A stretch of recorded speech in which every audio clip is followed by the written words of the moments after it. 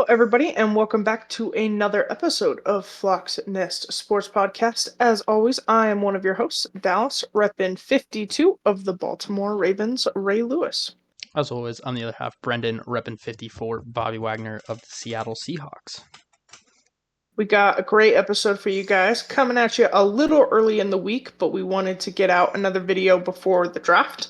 Obviously, we're going to talk NBA, NHL playoffs. We're also going to do a mock draft, talk a little Seahawks, a little Ravens. We are hopefully going to start the NFC South today in our kind of breakdown of those teams and just see where the day takes us. So, Brendan, do you want to kick it off? We don't really have breaking news. There is no breaking news, so we'll just start in the NBA with the playoffs because that's pretty Sounds much good. where we're at. Playoffs have started. Some teams are 2 games in, some teams are only 1 game in. Currently, the Pacers and the Bucks are playing, and they're the first one today. And then everyone else will play their second game today. So far, series are going pretty well. Obviously, only 1 game in. Not a whole lot to tell. But, OKC had a huge win in their first one, so they're looking pretty solid. Denver and LA. Denver and the Clippers split their series. Both games were really close, so that should be a really good series. The Timberwolves ended up beating the Lakers in Game 1, so we'll see what happens in Game 2 for that series. That was a pretty good game. Warriors get the win over the Rockets in Game 1. That's shaping up to be a decent series. Cavs beat the Heat. That one might be a blowout. Pacers and Bucks going on now. Pacers did win the first one. The game is too early to even speculate what's going to happen. And then Knicks Pistons tied 1-1. Should be a pretty good series there based on what's going on. And then Celtics Magic Celtics have a 1-0 series lead there. They play tomorrow, so we'll see what happens there. But the Celtics should be the favorites in that series. So, series so far with only 1 or 2 games played, kind of hard to tell. Unless it's like OKC, because OKC, the Celtics, and the Cavs all had blowout wins in their first games, so those series might not go very long. But Game 1, we'll see what happens in Game 2 for a lot of these teams. That'll kind of be the deciding factor for me on whether a lot of these series will go 4 or will go a little farther. Yeah. I would be shocked if OKC doesn't sweep Memphis. We'll see. It's just kind of a shit show. So, I'm a little shocked that Nuggets Clippers has been so close. I expected a good matchup, just not that tight of one. Like, the first game went to overtime. The second game would have gone to overtime, except the turnover was unfortunate. So we'll see. I said this last week. I don't really expect the Nuggets to be a true contender for the title. I thought they'd kind of clearly make it out around 1. Maybe not though. I think the Clippers are a better team than a lot of people are giving them credit for. That's fair. Lakers Timberwolves. It's just a bad game plan. Bad. It was just bad. I think Luka and LeBron rolled up and went, let's see what happens. And if Game 2 goes anything like Game 1, I think that's going to be the end of that. Yeah. NBA playoffs kind of just started. Not a whole lot you can tell right now. Obviously, when the first round ends, we'll talk more. And as these series start to really show what they're made of, it'll get more interesting and there'll be more to talk about. But first 2 games kind of mean nothing. Yeah, and then I'm really hoping this is the last time we're going to talk about this, but I have to say it. Who keeps letting Nico Harrison talk to people. Yeah, Like, that one was rough. That one. like, why do we keep letting this man give press conferences? Like, at some point, you think the Mavs PR team would just be like, you know, we're Stop. not doing this anymore. Well, then, are you not prepping for these questions? Because I can think of 100 answers to the question, did you know the fan base was going to be this upset? That are not, well, I knew he was popular, but I didn't know he was that popular. Aren't you the general manager of a sports franchise? Shouldn't you know what your fan base thinks? Like, Yeah, isn't that part of your job? I think Is to have the pulse on the fan that's base? like I think the main job of a GM, actually. So I'm just confused because I think a passive, like you know what? My roommate was a great example. Does not watch basketball, right? Could not give a shit. But when Luka Doncic was traded, knew immediately that that was a bad idea. That was weird. That was confusing. That didn't make any sense. So, if someone that lives on the West Coast, I had to think about it, I'm sorry, that doesn't give a shit knows, how does the GM not know of that sports franchise? Like, I'm confused by that. You know, the more he speaks, the more I realize that he might just be incompetent. He might The just more be. he speaks, the less I can blame ownership, is what happens. Like, I've tried to give him the benefit of the doubt. But the more you talk, the more But I'm like, I'm no longer sure that that's what happened. I think that he's just not a good GM, and he is wildly underqualified for his position. Clearly. And Clearly. the Mavs need to make a change, but at this point, you would have done that by now. Yeah. So if you're a Mavs fan, I'm kind of sorry because you might have to keep dealing with it. But And what's really unfortunate is I think now you're going to have to pay Kyrie a lot of money. Because you're determined to die on this hill yeah, that with AD and Kyrie, we're a contender. And that's great. But you keep saying that with Kyrie in a contract year. And if Kyrie walks, you look fucking stupid. and I don't know where AD More than you is already do. in his contract, but AD might be up for one here soon too. It would not surprise me. I don't know when his last one was, but he might also be up for a contract here very soon. But like Kyrie's agent is watching every press conference going, cha-ching. Pretty much. Because you have to keep him now. You have to keep him. To give You have no the choice. statement over and over and over again that with AD and Kyrie, we would be a contender, you can't let him walk. So AD only has one more year of team control, and then he has a player option for the third year. Or for the So, second year. So it's this year, one more, and then player option. And then he's a free agent. so you didn't want to pay Luka But now you may. 375 million, but you're gonna be paying out Probably that amount for those two. for those two. Maybe a little Who less. Probably a little less, but are injury prone and getting older and all the things we were worried about with Luca. Yeah, But this case, whatever. Yeah, it's We're clearly making competent decisions. Well, can we keep and we talking? keep talking. We keep talking. We keep getting in front of a microphone. And this time it was recorded, which it was Yeah. just worse. Just worse. And speaking.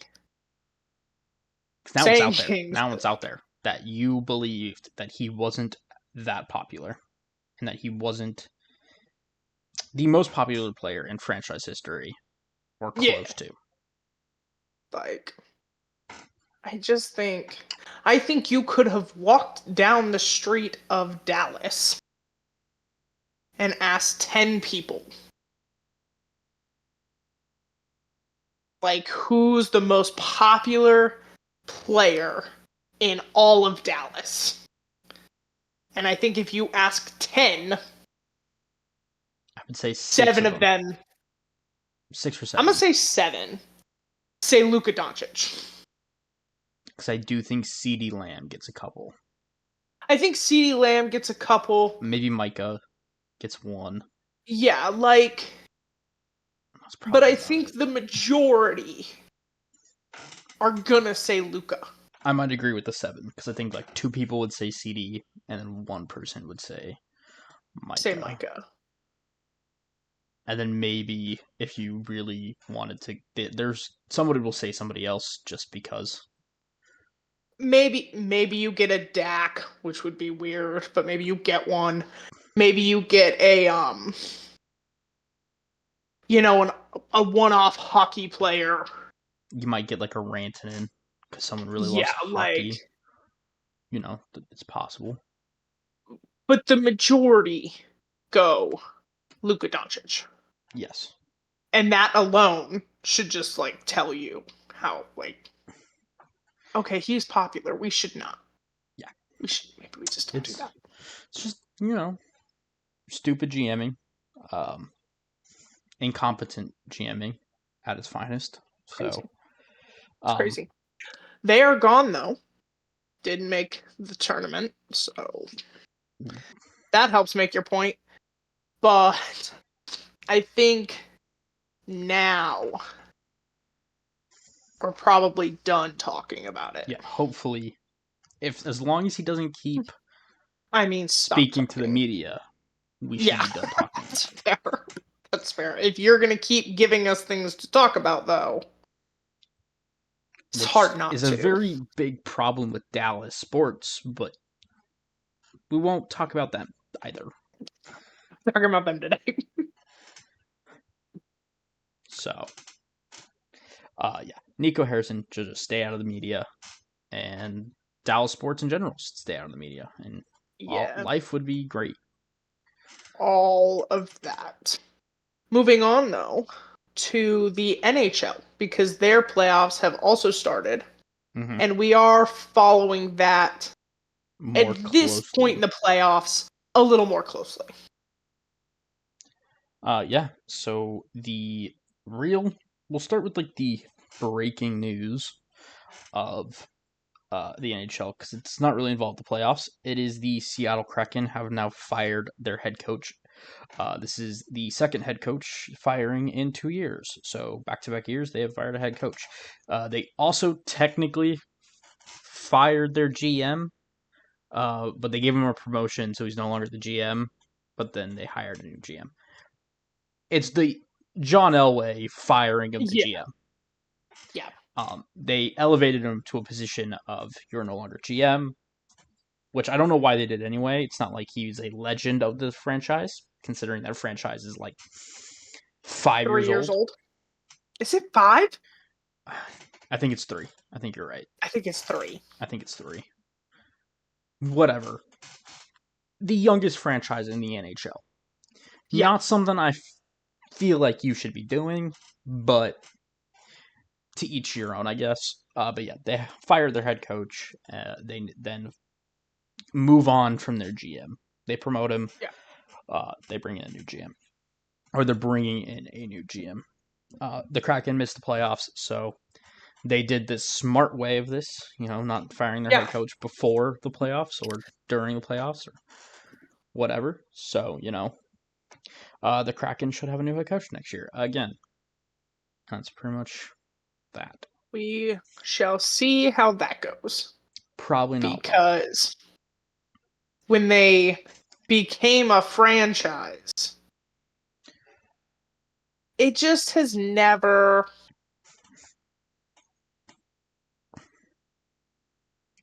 Never It's gone never well. been great. Like, They're young, and they've but made the playoffs, but the Knights hit the ground running, right? and never really And the stopped. Kraken are just kind of trudging along. Yeah. So we'll see what happens with the Kraken. Kind of hope that they do kind of pull it together at some point, just as a hockey fan, because I think it's nice when younger expansion teams do finally kind of Yeah. get there. Well, But and I just think as a sports fan and as a hockey fan, we kind of talked about this with football some too. The more good teams there are, the better the league is. yeah, The better the league is to watch, the better the league is to root for. Like, I just enjoy it more. And I think most people enjoy sports more when, okay, in the NFL, a 32 team league, 26 of them are worth a shit. When half are not worth watching, it's depressing. And pretty much. hockey is similar, especially when we talked about kind of the rise we think that hockey could be making with everything they've done in the last couple years. We saw Four Nations with the Olympics coming up, with the kind of rise hockey could go on when there are shit leagues and shit teams. It makes it hard to get people invested. Yeah. But so yeah, hopefully they kind of figure it out, stop firing their Pull it head together. coaches. But we'll see what they end up doing. It it's not great when you fire your head coach 2 years in a row. We'll just put it that way. It does not tend to go well for anybody, really. Yeah, I don't. But again, we will see what they end up doing. In terms of playoffs, kind of similar to the NBA, where we're only a couple of games in most series. There's even a series that hasn't even started yet. Doesn't start till tonight. So we'll kind of quickly run through it. The Winnipeg Jets and the St. Louis Blues. Winnipeg has a 2-0 lead in that series. The Blues have been playing well in that series and have been in it, but the Jets just seem to be a little bit too good for the Blues. So we'll kind of see what happens when it shifts over to St. Louis. If the Blues can kind of snag a couple at home. If they can't, I don't see the series going very far for the Blues. Yeah.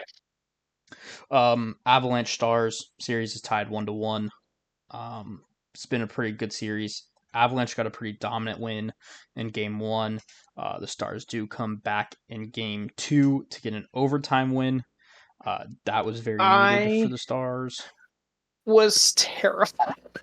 When it went to overtime, I was fucking ranting. Oh, very much And then needed for he the didn't Stars. do it. So I was like, okay. That win was very needed for the Stars. That snaps like a 9 or an 8 game losing streak for them. So big win for the Stars. As an Avs fan, kind of scary, but I was is what pissed. it is. That series is going to be a bloodbath, so it should be good. The Golden Knights currently have a 1-0 lead over the Minnesota Wild. Nothing really much in that series going on right now. The LA Kings do have a 1-0 lead over the Oilers, and was probably the best game so far of the playoffs. That game was kind of crazy. Wish I got to watch more of it. Both focused on the Avs game, but that game was insane. Ended up being a 6-5 thriller that ended in the last minute. So pretty solid there. Toronto's up 1-0 on the Senators. Toronto just seems to be the team there. Doesn't look like the Senators are really going to be able to put up a fight. The Tampa Bay Lightning and the Florida Panthers haven't started yet. They start tonight. So we'll kind of see what happens with that series once they get going. That should be a good series. Capitals Canadians fought really hard in that game. Ended up taking it to overtime. Capitals do get the win. So the 1-0 lead for the Capitals is not much in the series because I do think the Canadians can kind of be a bit of a scrappy, feisty team. Yeah. I do think the Caps get out of it. And then Carolina and the Devils. If the Devils don't turn things around pretty quickly, that series is not going to last very long because it is 1-0, and the game is currently going on, and the Hurricanes are winning 2-1. So Hurricanes looking like they could go up 2-0 on the series. And if that happens, I just don't think the Devils really have what it takes to make it out of there alive.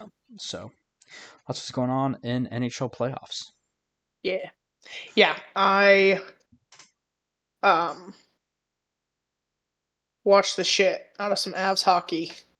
No Landy so far, so pretty confident he will make his debut on Wednesday. I'm very excited. That's why we're recording today, so that Brennan and I can watch that tomorrow. I will not be home to watch the homework or watch it still. So I have a test. I will live text you. I have a test at 7 p.m. That's terrible. That's terrible. Yeah, I thought so too. It's overrated. But I was a little shocked the first game went the way it did. I expected a little bit more of a dogfight from the Stars. Yeah, Jesus God. From the Stars, but the Avs just kind of came out swinging and never stopped. Same thing with game 2. Avs just took a really commanding lead early. They were able to fight their way back in. But the Avs are playing better than I expected them to, and I think Stars are playing a lot worse than I expected them to. And then, yeah, I was terrified when overtime hit because I was like, that's like Rantanen's bread and butter, and that's like the last fucking thing I want right now. And then he didn't get the goal, so I was like, okay, well, I can live with that. Yeah, but tough loss, but good hockey game. That series is going to go. But now they go home. They stole one on the road. Yeah, go home. Obviously, we think the captain will be back Wednesday. I thought he was going to play yesterday, especially because they activated him yesterday, and he took warm-ups with the team yesterday. Everything pointed to him playing, and then at the last minute, the coach decided, yeah, nah. So thought he was going to play yesterday. I think genuinely there's a big. We want his debut in Colorado. There's a narrative there. Yeah. And there's a storyline And I think now, if they had thought, if they'd known that's how that game was going to go, maybe he plays.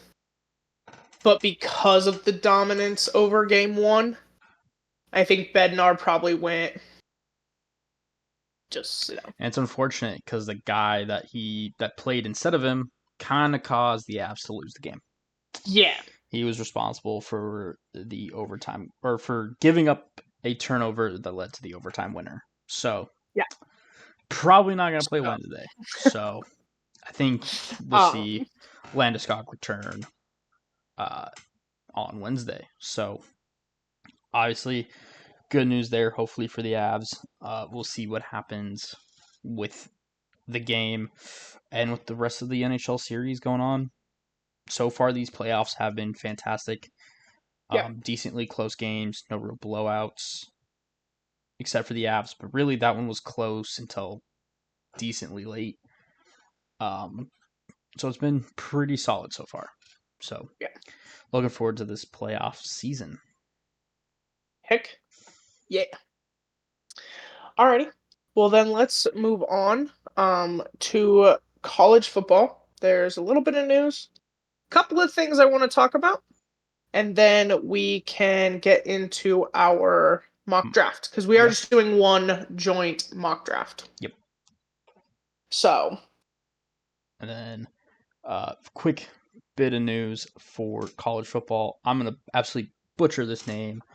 oh my god. Nico Ilvimea. The Tennessee quarterback last year Yep. has transferred to UCLA. Ends up taking, I believe it was reported as like a 1.75 million NIL deal with UCLA, might be 1.25, in that range. So it takes a pretty significant cut to transfer to UCLA. So didn't have the best season in Tennessee, and is now on his way to UCLA. That's pretty much it. The UCLA quarterback then goes to Tennessee, so they pretty much just trade places. There was all the drama and the bullshit last week with Tennessee's quarterback. I don't know that I really have thoughts on it. Like, I think if Tennessee's version is accurate, that he wanted more money, then this is kind of the consequence of the NIL. And I also think it's consequences of maybe who we allow to be advisors in our lives.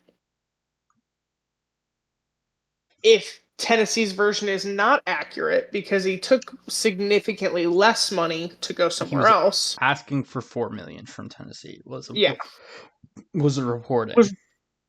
And you took well under what Tennessee was giving you to go to UCLA, and it was hey, I had differences of opinions on how the offense was ran. I think his version seems to be taking stock a little bit more because of how little you took. But UCLA is a basketball school. And unfortunately, what you do in college does pique the ears of the NFL. Yeah. So the fact that you've already transferred, you've already done a holdout, you've already done these things to go to a less prominent school has the ability to like really hurt your draft chances. So I wish him all the success, but those are potential problems. Yeah, you could be running into some issues with that. Obviously, with the new NIL, stuff like this is capable of happening. So, yeah, I mean, and it's just what it is. If you want more money, I guess that's what it is. Yeah. And then I put these in here, so I don't expect you to read my notes because you're like, I don't know what's happening there. A couple thoughts I had just this week going into the draft. I have two. One is like a criticism of the way we scout players, and one is something I'm finding interesting. So it was reported today that both the Browns and the Giants are fielding calls to trade down. The reason I find this interesting is Travis Hunter, right, is, I don't know that it's even arguable, the best player in the draft. When you talk athleticism, overall talent, football IQ, all of these things, he ranks really high. I can't help but wonder, though, because this is kind of how I view it, if he's a headache, teams don't want to deal with. I could see it in terms So of here's my thing. I think he was fine until the statement, if I can't play both ways, I don't want to play football. Because so many GMs, so many executives, so many head coaches have come out and been like, but college football and the NFL are very different worlds. They're different sports, for God's sakes. Guys spend all of their time dedicated to one position, and sometimes it's not enough. So, yes, you're talented, but there also has to be an understanding that you're a human being. You are limited in how much information you can take in. You can only be in one place at a time. And we are a business. We are investing in you. So we are not going to let you wear yourself down by playing both sides full time. But if that's like a fight you're going to have every day, every practice, every meeting, every game, I want to go in, I want to go in, I want to go in. On the offensive side of the ball, there are 5 people that play every snap. 6. Sometimes your guard, like you'll have a guard kind of change out, so I said 5. I would consider it 6 because most teams have just 5 offensive linemen that stay out there Okay, on just every snap. 6. But your running backs, your tight ends, your wide receivers, all change constantly. Constantly. On the defensive side of the ball, 5 to 6. Maybe. That play Defense is less normally because every snap. So nobody does this on one side of the ball. And you want to be a pain in the ass about both. and I'm not saying he doesn't deserve a shot. But there has to be some concessions he's willing to give. And everything he has said so far makes it sound like there's not. I don't know if he's asking to play every snap on both sides. I think that's excessive. And I do think an important thing to note is he did this at a college level. There are, I believe, 3 more weeks, might be more even, of guaranteed football in the NFL. I believe college, you only play 12-ish weeks. Might be a little 12 more. weeks.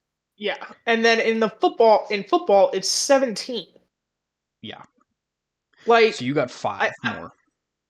I'm not even saying it's because he wants to play every snap. But most have said, hey, you have one side. And then probably like a package or 2 for the other side. If that's enough for him, great. If it's not going to be enough, and just some of the things he said, I wonder if as teams you're like, I just don't want to deal with it. I don't want to deal with this kid coming in here. Which, And I'm not saying he shouldn't get a chance. I'm not saying to play both or to show talent on both or whatever. But I could see if 2 teams that are primed to take him, this best player in the draft, are like, yeah, we'll trade down. It tells me that I just think there's a mild pulse on it where, man, I don't want to deal with it. I don't know. I also do think it could not even be related to Travis at all, because I think this draft really plays into wanting more picks. That's fair. This is a very, That's it's not a high end draft. We talk about this a lot. This draft is very There's like nobody that you really want other than the top like 5 that are like Yeah. up here talent. But there's a lot in this draft that are like starter to below start, like just below starter to just below like superstar. I think the best And way I it's think been that's, explained is there aren't a lot of superstars, but there's a lot of but there are a stars. lot of starters. Yeah. So, and it could be that. I could be very much reading into it, but it is kind of But I don't like know. how I would be hearing When it. both teams, I'd understand if maybe like, okay, the Browns are sitting there, or like either one, because the Browns have a lot of needs, Giants have a lot of needs. Yeah, If one of those teams sit there and go, we have so many needs to fill, that it makes more sense sense to trade to move back down. and get an extra day 2 pick, whether Yeah, that's third or second round. It would make more sense for like the Browns. Let's just say the Browns, because they're the second pick. Browns wanted to move back, maybe pick up another third or another second. I don't really know what the yeah. value would be. Depends on That would how far make you're coming up. Yeah, that would make sense because the Browns need a quarterback and the Browns need a plethora of other shit. Yeah, And currently, the quarterback that they'd be willing to take in the first round is probably going to get taken before them. yeah. So they're kind of stuck in no man's land. So I understand from that perspective if they want to move back and recoup capital. I think for both teams, there might be a conversation Yeah. as to why. Like the Giants, like say we take the other one. A lot of reporting says the Giants really like Jackson Dart. So the Giants go, we would rather move back now, acquire a couple of picks, so that then we can maybe use that as capital to trade back into the first round later, or trade up in the second round to get Jackson Dart. Yeah. But for both teams, that at one point were like, we love Travis Hunter. We're primed to take Hunter to go. We could move back. And this could also just be I just teams can't help but wonder. throwing smoke in. Yeah, Could be all smoke and mirrors of, yeah, technically every team is looking to shop. Like, if the right offer's out there, I think any team in the world makes a trade. yeah. If the right offer comes across a desk, but that doesn't mean they're Like you're not, actively. and I'm not like you're not a good GM if you don't take those calls. I'm just. I don't think the conversation that's been around Travis is as simple as he's the Yeah, best player in the draft. He should go early. Done deal. I think it is a little more complicated than that. I think it is, but we'll kind of have to see. This specific draft is one of the most out there ones there is, and I think we'll talk more about it once we get Yeah, to our mock draft. But I'm having a hard time even seeing where this draft goes after the first. Honestly, after the first pick, I have no idea where it it's goes. pretty. It's pretty we're The just first pick, throwing darts at a board the for first our pick, mock I draft. kind of know what's happening. I kind of I have think a our thought. mock draft will be like a maybe if we were the GM, this is what we would do. That's exactly how I'm planning on doing it. This is kind of what we would do. And there are some teams, by the way, that we would probably be better. That's not the point. Okay, my second annoyance, and I'm annoyed that it's these players because I have a valid point, but I think it makes me sound Biased. biased is a word. I don't love it. Maybe I'll come up with a different one. Okay. Because I think I know where this is going, but Jalen Milroe, quarterback, eligible for the draft, expected to be drafted, God only knows where, right? yeah, Is a dual threat quarterback. That's great. I think in today's NFL, that's better. Like you're more likely to be drafted yeah. at this point. We saw Anthony A big, Richardson go yeah, 4th overall.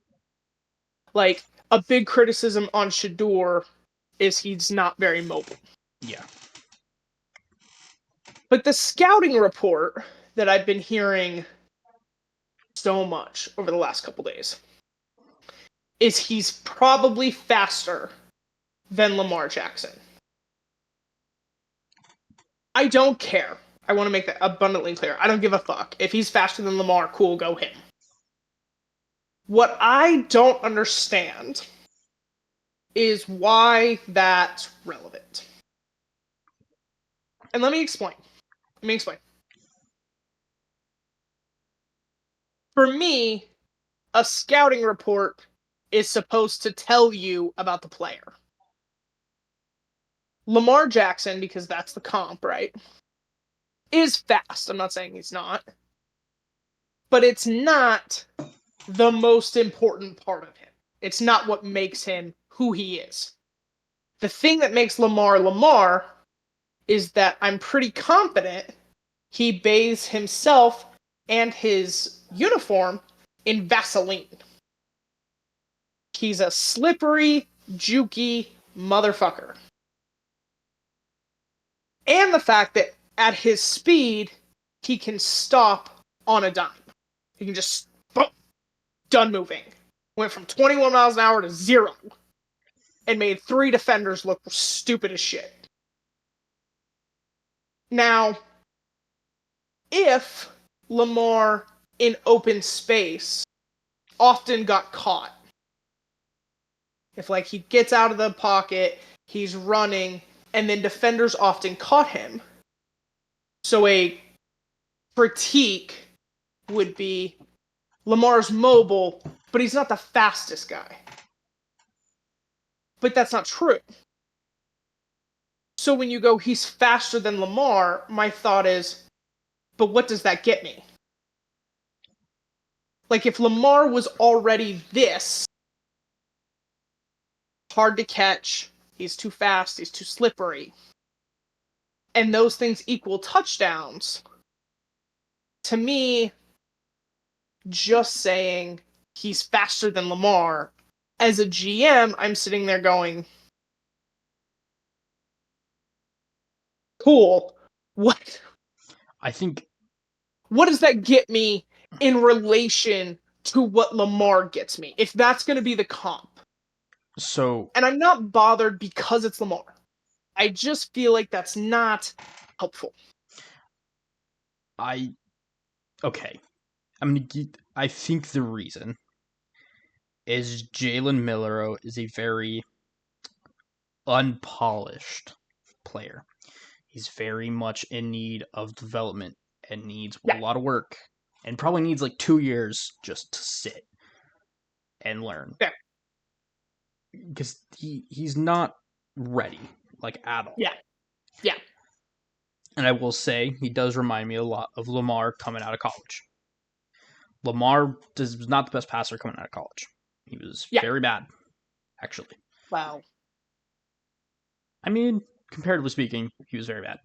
He had, I believe, just over a 50% completion rate in college, which is not great.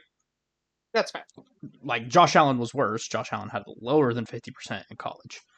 So the reason I hesitate was because Lamar in college, but it was a lot better actually when he hit the NFL. That was why I was like, well, wait a minute. Yes. And now I realize what you were saying. I do believe now Lamar has gotten exponentially better No, absolutely. passing. And I do think if Milroe gets better at passing, he could have a similar career to Lamar.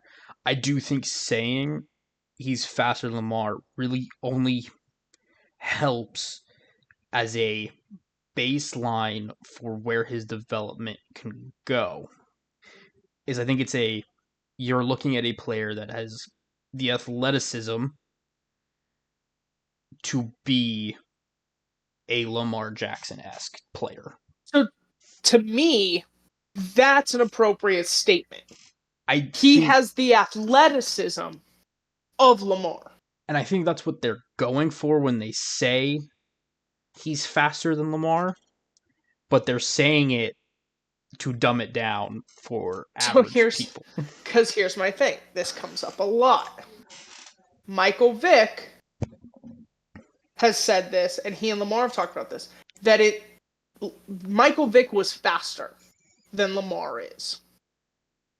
But Lamar is the better runner because of everything he can do. So what I need to know is he faster than Lamar because he's like Michael Vick? Or is he as athletic as Lamar? I think he just happens to be faster. And to me, it just is not, it's not a helpful statement. I don't find it helpful. No, it's not. And I do truly believe what they meant by it is he's more athletic than Lamar Jackson. Because I do think that actually can be true. Is he has more of the build and the strength of a Jalen Hurts, but is much more mobile and athletic than Jalen Hurts to a point of Lamar Jackson. So he has more of the strength with the speed and agility. And that, totally fair. That's a helpful scouting report. But again, Milroe is nowhere near and ready. All of that can be stated. I just think maybe it's a for the public thing. Maybe, I don't know. I just feel like the scouting reports could be phrased better. Yeah, and this was the best example I had. It would have been better if it was just more athletic. And not to toot any kind of horn, I'm not trying to get up on a soapbox here. It gives me a little, what's the word? I'm going to say giddy. Every year, they're like, that guy, he could be better than Lamar. And every year, it's not true. Because Lamar actually learned how to progress as a player. Anthony Richardson could be better than Lamar. Because I do think all of those statements are true. Okay, I do believe that Anthony Richardson could have been better. Jalen Milroe could be better. But they actually had to learn to progress and get better. It just kind of makes me chuckle that, like, there's always one. Oh, yeah, no. Could be. I guess we'll find out, won't we? Is he going to actually get better? Is really the question. Until one does. I don't know. Until one does, I'm going to just keep sitting here. Yeah. All right. So we're going to do a little mock draft. It's going to be one round. We're going to use the PFF mock draft simulator because I just think it looks the cleanest. There's really no reason other than that. There are a bunch. We're just going to use the PFF one. So. And like we said, probably just going to do what we would do. Yes. I don't think we're doing any trades. No, because I don't feel like trying to figure out what value actually matches. Yeah. So we're just one round. This is what it is. What we would do. Yeah, what no trades. If we were the GM of each team, would do. Yep. No trades. Don't really feel like trying to figure out what value we'd have to match and who would want to move. So, yep. Just going to do it as is. Hopefully nothing really changes here soon, and we can actually get through this mock. And it looked good. So, that being said, do you want odds or evens? Well, here, hold on. Where do the Ravens pick? Are they an odd number? Cool. I'll do evens, you do 27. odds. So I'll do odds. So you get the first pick. All right, with the Tennessee Titans on the clock, Cam Ward. Yeah, it's not even. That's nobody's the pick of the draft. Cam Ward. Nobody's confused. Tennessee Titans, best quarterback available, and Tennessee absolutely positively needs a quarterback because I don't think they want to go in another season with Will Levis as their starting quarterback. Mister. I'm gonna try it. I don't understand that the point of football is to win. Yeah. Really. So, pretty easy there. For the Browns, I'm not going to overthink this one. I've said it. I think Travis Hunter is the best player in the draft. I think he does fill a need for Cleveland on either side, whether it's corner or receiver, whatever one he decides to most prevalently and whatever they decide. I think they've said receiver for him. That's what I would do. I would probably do corner. I think I think he's a better corner, and I think his ball skills as a corner. Stop with the mouse. Sorry. I think his ball skills as a corner is better, but he's also a great wide receiver, so I don't think it matters. His yak is why I would put him at wide receiver. But I also, my argument is, if I play him corner, I can play him as a receiver as well. In certain packages, it's easier to do that than that's fair. Receiver to corner the other way. That's fair. That's fair. Alrighty, Giants on the clock. I'm gonna go Abdul Carter. Fills a need, despite I think kind of the offensive struggles they're gonna have. It would give them damn near the best defensive line in football with Lawrence and Brian Burns. You add another elite pass rusher. That D-line would be disgusting. Yeah. I know there are concerns with him right now, that he might need surgery, and he's currently refusing that. So that would be something the team would have to figure out. But if he plays at the level I think he's capable of, it makes a monster D-line. And in a division with Jaden Daniels, Saquon Barkley, and Jalen Hurts, can't go wrong. Yeah, having a beast of a D-line is great. Yeah. Probably the hardest pick in the draft is the Patriots, because they could go pretty much anywhere. Genty would be fun. I'm going to take Armand Membu. I think he's the best offensive lineman in this draft. So, is he short arms? No, that would be Will Campbell. Oh, okay. Will Campbell, I think, is more of a guard. I think Membu is a tackle. Okay. And I just think Membu helps protect Drake May and is just kind of a beast. So I think he just overall helps that team. I think Will Campbell's really good, but I think they need O-line help. Yeah. So I don't think it matters. I would take Membu just because I think he could do both. If you needed him to play guard, he could. If you needed him to play tackle, I think that's where he's best at, is tackle.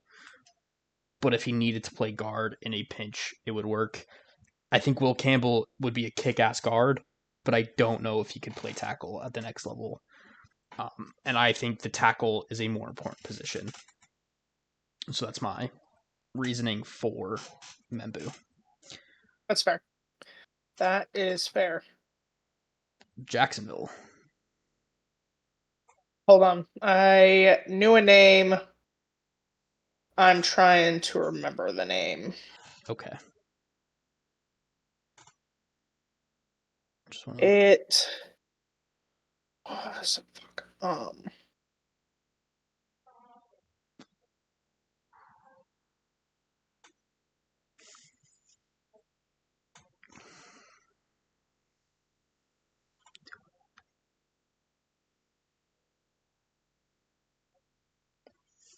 I'm like, would it be easier if I just scroll on the thing? You got Genty, McMillan, Graham. Mason Graham might have been it. Because he's the D-line from Michigan. And this let's go. I'm going to go Mason Graham. Yeah, he's pretty solid. I think he does help. They need help on the defensive side of the ball. I think they take a running back, but I think they take one later. Yeah. So, unless you want Genty, but I think that's just a little too rich.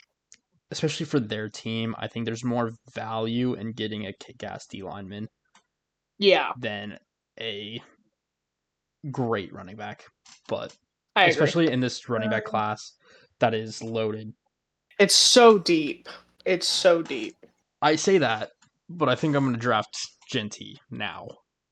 Uh, That's fair. yeah, I don't know. I just something tells me Pete Carroll is going to absolutely love Genty. I don't see a world Like where they he, don't. I don't either. I just think Pete Carroll will absolutely love Ashton Genty, and I think that just automatically makes their offense viable just with that pick by itself, no questions asked. Yeah. So I I think Genty's the play there.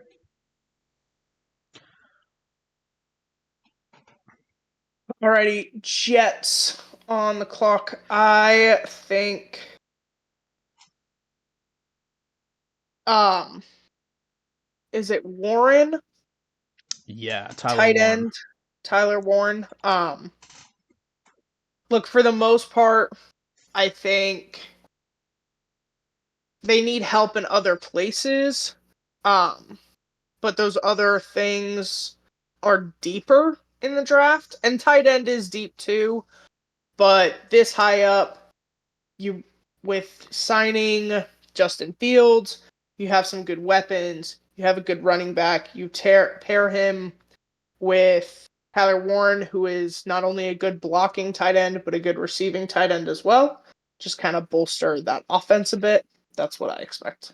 Yeah, I think he's one of the few players in this draft that I think is just like top tier talent. And I think picking Yeah, at 7, I think you just have to take top tier talent at you this have to take point. top tier talent.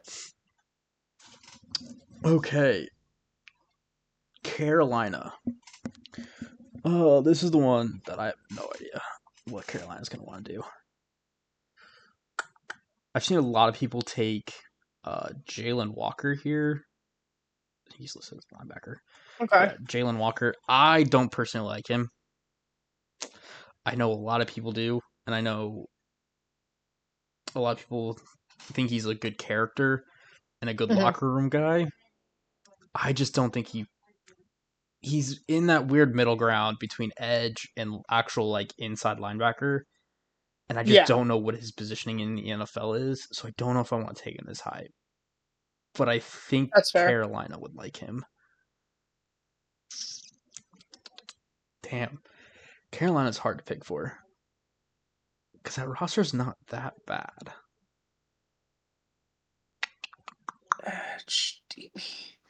I kind of think they go edge. And that's why I'm tempted to still just take Jalen Walker because I do think he could be a good edge player. And their linebacker situation isn't great. You know Yeah. what? Actually, in my opinion, Jahad Campbell is just a better version of Jalen Walker. Okay. So I'm gonna take Jahad Campbell. I think he's got the same up. Like I think he can play edge and be good. I think he's very similar to what Micah Parsons was coming out.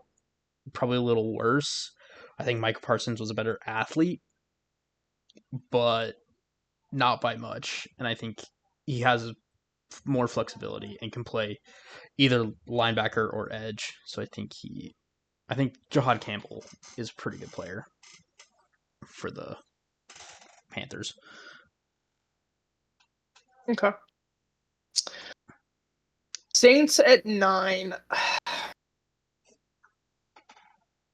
I Good, know good that poison. everyone really kind of likes Shador there. I don't think they do it. I don't think they do. I think when you look at the quarterbacks that um their new head coach, Yeah, I think they look for more what's his name? mobile. Ellen Moore, um, is a fan of. I'm just not sure that Shador fits that. Yeah, So Saints are a when you tough one. think about what they need,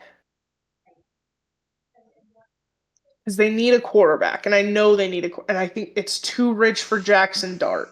Yeah, I think If you Shador goes think before Jackson. you're gonna get into a battle for the Giants over Jackson Dart, though, do you take? I don't think they do. Help there. I'm gonna say, who's that other? No, I don't like that.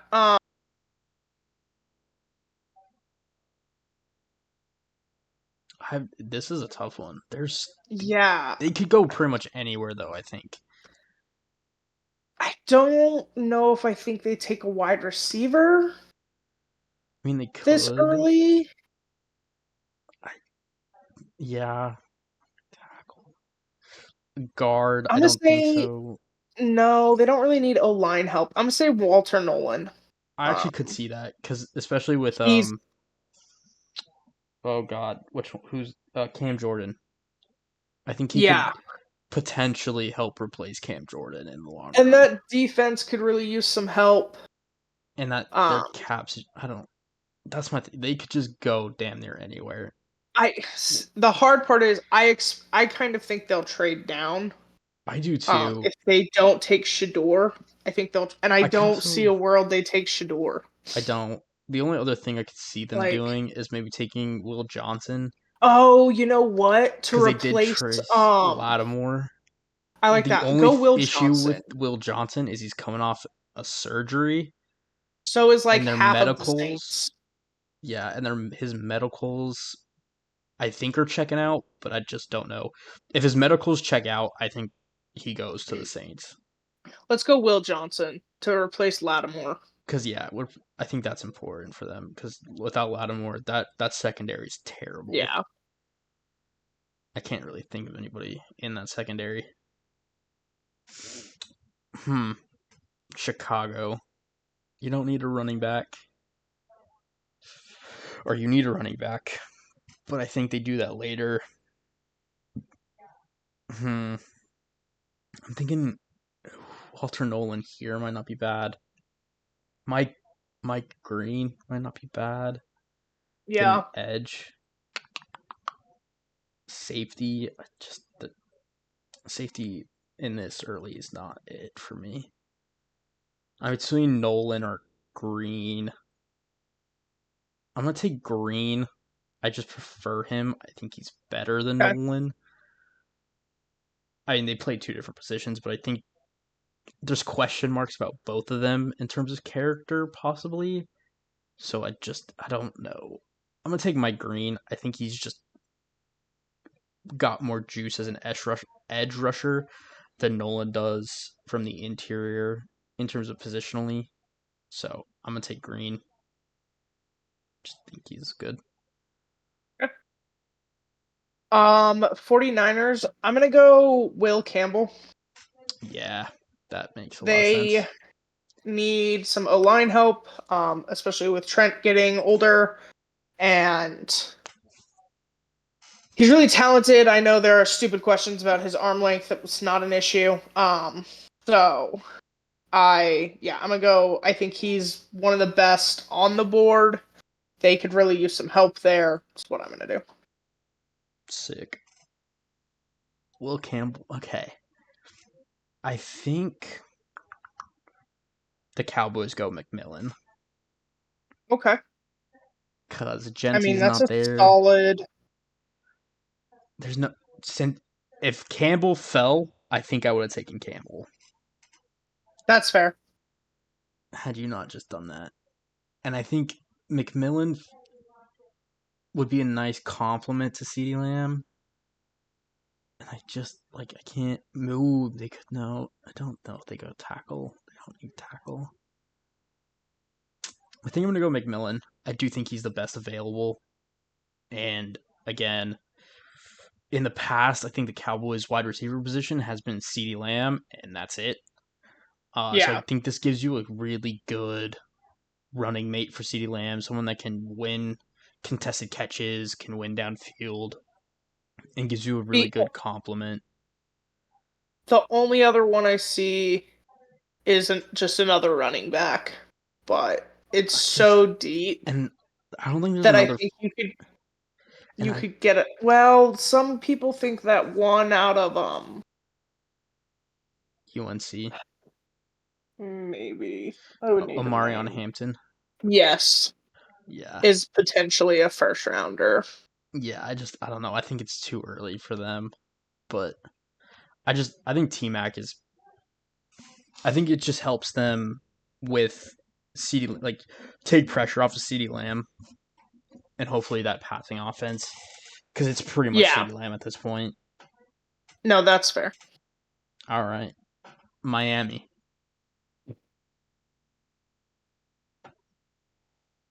They could do damn near Me, anything. all the help. I'm gonna go because you didn't. I'm gonna go Nolan. Ooh, that's actually not bad. Replace They Wilkinson. need physicality on the defensive side, and Nolan brings that. Yeah, Um, I don't hate he's a that. tough, big, physical dude. He's not afraid of the trenches. That is what they need. Yeah, I And I yeah think the O line is too deep yeah to worry about trying to take that right now. yeah because I think you could get a guard or a tackle. If I'm gonna take Nolan. I think if you were going to take an O lineman, I think you'd pretty much be taking Kelvin Banks, which is fine. I think he's a good tackle, but Yeah. maybe, You can get I kind mean, of an equal player, maybe round two. yeah. So, And there are guys that I think could fall in this draft just due to injury.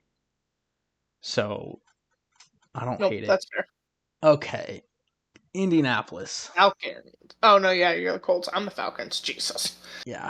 Indianapolis. If Tyler Warren is here, I think that's easy for me to take.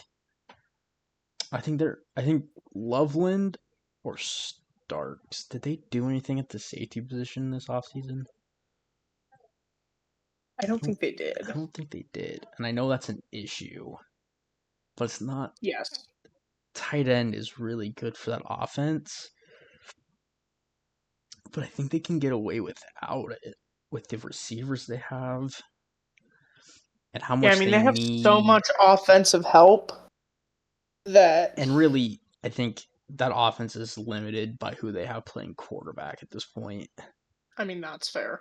That's fair. So, like, do you want to keep putting eggs in the offensive basket just for it to not really work anyway? Or do you want to try to make a really good defense so that your offense doesn't have to do as much? Solid point. I'm going to take Malachi Starks. Okay. I I like it. think if Warren was here, I like I'd probably take Warren because I do think he just is the best tight end. But without him, I think Starks is just super good and does just fix your Yeah. second or help fix your secondary. Falcons, Falcons, Falcons, Falcons. He'd probably want pass rush. It's so I think I'm going to go Donovan. yeah, Ezraku. Think you take I that? think they didn't, like, they keep playing the Juju game. Um, it's Yeah, not going so great. They have plenty of offensive weapons. Um, we yeah. saw that fucking. I'm gonna Oh, find it. Penix. Penix did well with that offense, but they need defensive help. Yeah, their pass rush was So, just god awful. so yeah, I'm gonna say Donovan. That's fair. That's actually probably what I would have done. Cardinals. This is really annoying because I think the Cardinals will take who I want for the Seahawks. Maybe I could see them actually going Kelvin Banks. I'm between two. I'm between Kenneth Grant and Kelvin Banks. That defense is just such a problem that I don't think it matters. I think with how bad that defense is, they need I kind of think they go Baron. really Yeah, like Buda Baker needs fucking help. fair. That secondary, I think, really the pick has to be defense. Like I think Kelvin Like, Banks is good for what they need in terms of someone who can play guard right away and then play Yeah, tackle once. I can't remember the guy's name. Who they have playing tackle right now? Jonah Williams, because he's yeah. retiring soon, and he's always hurt. So I think Banks would fit really well for this team, but their But defense is like just when so Kyler bad. plays well, he plays great. But that defense is such just utter trash. I think they Like go deep. Buda Baker needs fucking help. I think I think you're right. I just want to see. Let me go corner and D line. I just think there's better. Okay, yeah, you can get a good D lineman later. Later. Corner kind of drops off, so Yeah, I'm gonna I take I Jade. think they go Baron. I think it does just help them still. Like regardless, they need corner. I think the Draft receiver. Bengals are pissed off. Yeah. I think the Bengals are pissed off at the Falcons. That's what I think. Yeah, I mean here, if you want to look at edge, I can pull it up. This is really what you're. I could see them maybe going Stewart or Williams. I don't think they'd like Pierce that I much. don't like Pierce. What I else? think the other guy they wanted, I took off the board. Yeah, I think Mike Green would be Yeah, really good for them. I think their top two I've taken off. I think Um, dude, what's available at linebacker? linebacker. You're looking at Jalen Walker. Could be a decent Kind of like option. that. And that's pretty much it. I mean, if I you want to think look at offensive line, I think it's too. Banks maybe. Yeah, I could also see them maybe going like Zabel. I think it's gonna be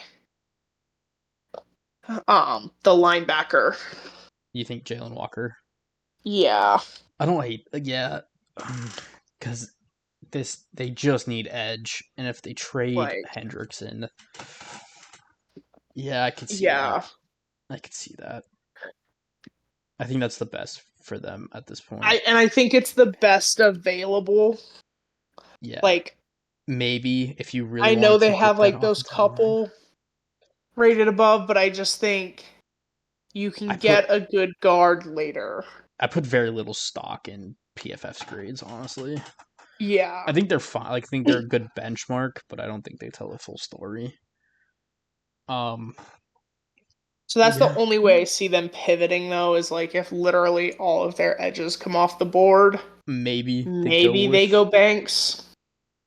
but I think Jalen Walker does make sense for them. So I That's the best I see. yeah, okay. Shit. Oh, fuck. There's so many players here for Seattle. Zabel's mocked to us a lot. Banks isn't That's the one bad. I see. Amike. Grant. Meko Buka. Yeah, I I prefer other receivers at this point, that's fair. and I don't love our receiver room, but I think like a Colson Loveland being here is really nice. Kenneth Grant, I love what he can do. He's probably my favorite pick. Whether they do it or not, I don't know. Zabel is mocked to us a lot because of the offensive line need. Part of me is like, this is what I would do, but I'm also trying to predict what the Seahawks would do. I think for me, it's between Loveland, Grant, and Zabel. This one's hard. I just love Kenneth Grant. I think he just fits on this D line That's fair. so well, and it fits what we don't have, which is a nose tackle. Which is weird to say that I would take a nose tackle in the first round, but I think he can be more than just a nose. But it frees up Okay. Byron Murphy. It frees up Leo. It just frees up that D line and McDonald to do what he wants with the D line. Yeah. But there are so many good players on the board. I'm gonna do it. I'm gonna take Kenneth Grant. I think All right. he just fits so well with this defense. Tampa Bay. Maybe they go Pierce. I don't know. What do you want to look at? Just pull up the 3 they have listed. Edge, linebacker, DB. Fair. Pull up corner. Linebacker. Edge.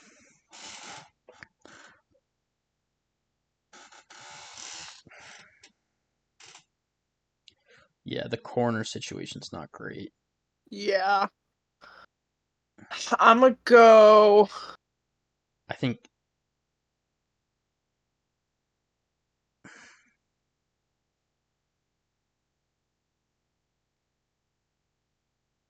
I'm going to go Pierce here.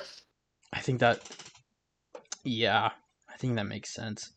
They need the pass rush. They need reinforcement on that D line. They need the pass rush. Like, they're terrible at getting after the quarterback. Yeah, that one does And make to be sense. fair, like in their division, they haven't overwhelmingly needed it, but they need reinforcement on that line, and that's how you get it. Yeah, they need the pass rush. It's just it's tough. So Broncos. I think they go running back. Oh, maybe they go Burden. I think they go Burden. I think they could go Burden. They need wide receiver help. Yeah, and the wide receiver drop offs more than the running back.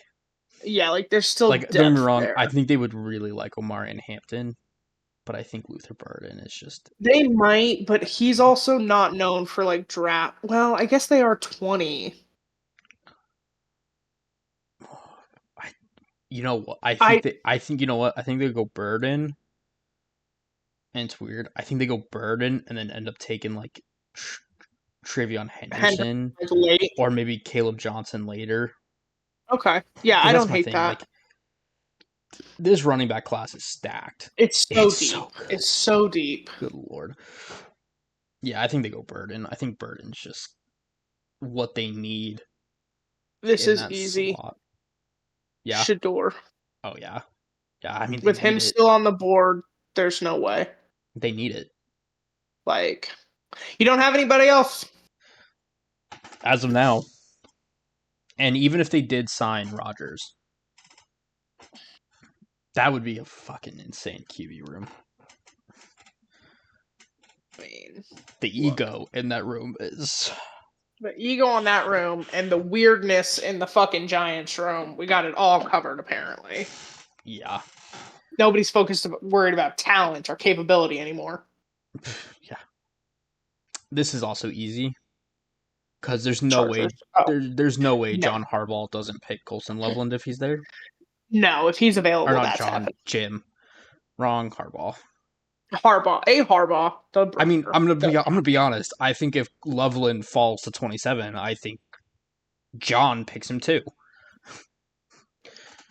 I don't think he does. We can talk about that when we get there, though. I don't know. Because I have a theory. Who knows? About what's happening right now in Baltimore. Jim It doesn't matter. I'm taking him. Green Bay. Who thinks they need a wide receiver? Like, they have a plethora of them. Yeah. Cornerback, edge. I think they just looking at my notes.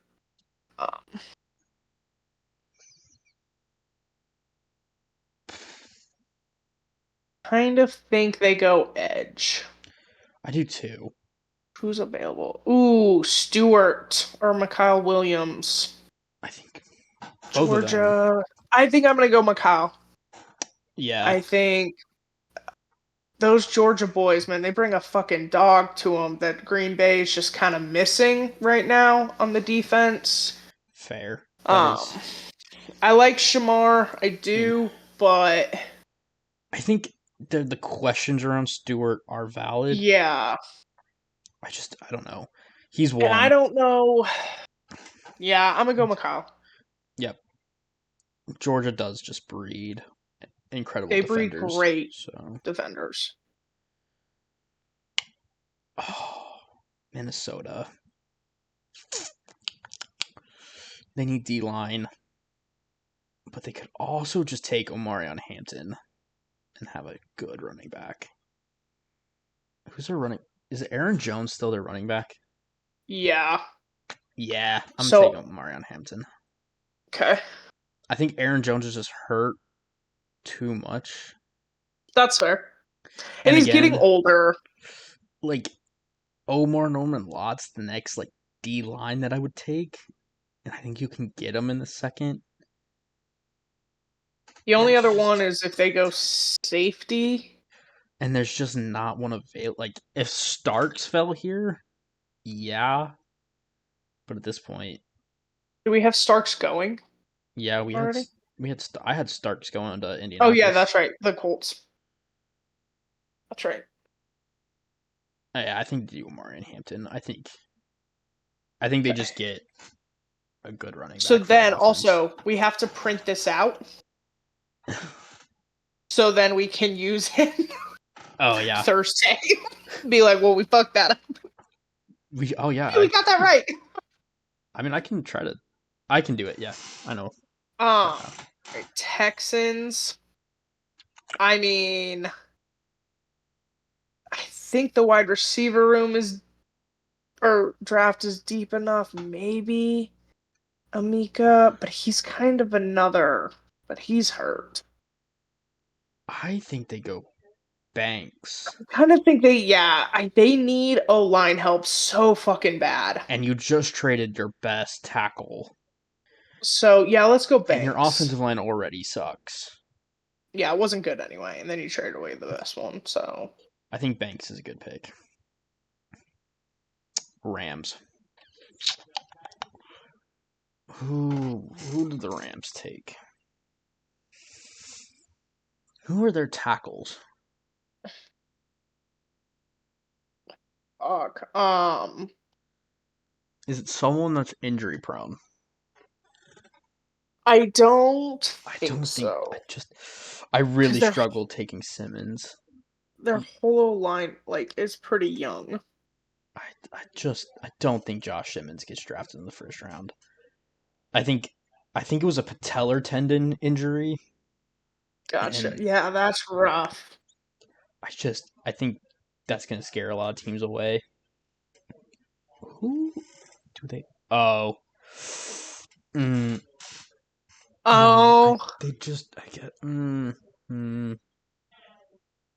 who's available at tight end?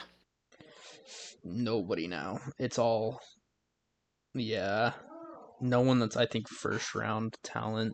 Mason Taylor. I think you can get them later. Where do they pick? I can't look at where they pick next. I don't think, but I can.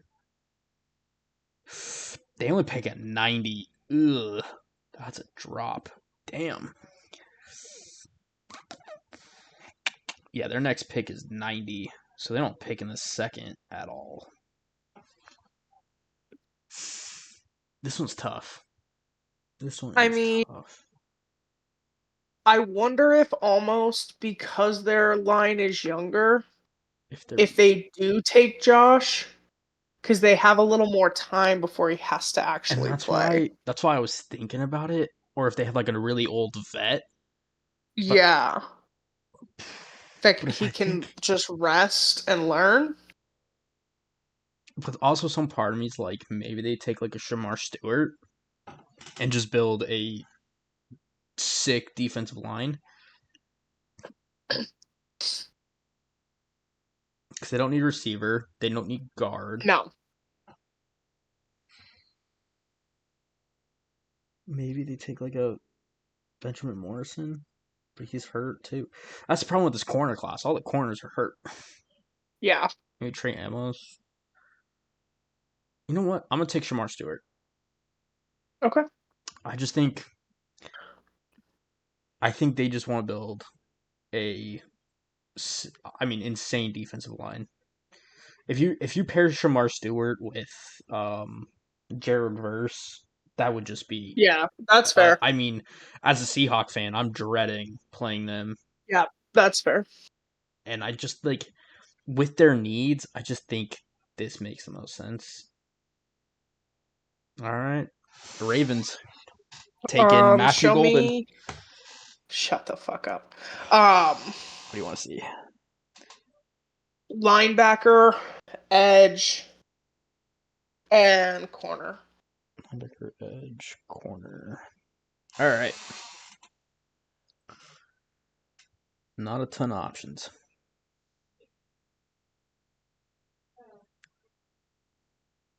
Go down. I can see them maybe doing that.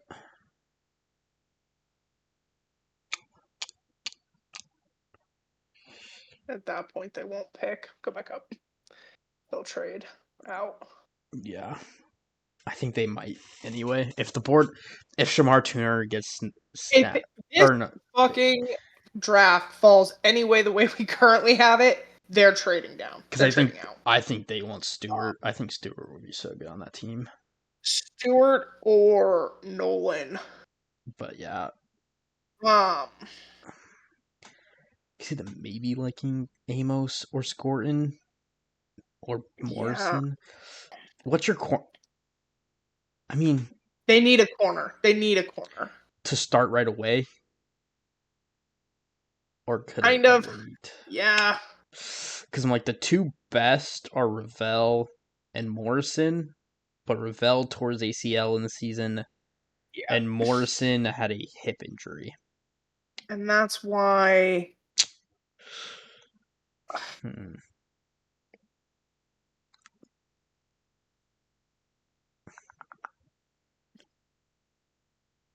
Yeah, man. I don't know. Could they just go? I'm going to say.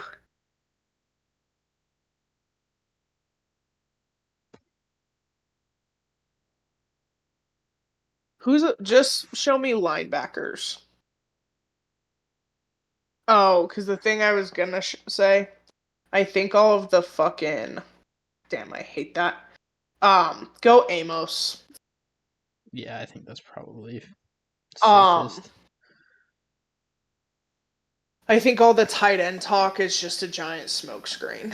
Fair. Because I know they're fielding calls, but I don't think he meant to, but I kind of think Mark mildly revealed what's happening. That he's been assured that he's not going anywhere. All right. I think Amos is fine. I was thinking maybe they go Simmons because of Stanley. I think Staley. They really expect Voorhees to turn into something, which is EDC kind of talked about it in his last presser. I think they expect Voorhees to be better. So I think they're going to avoid tackle. Yeah. Again, I thought maybe if they wanted to bet against Staley, they could go Simmons.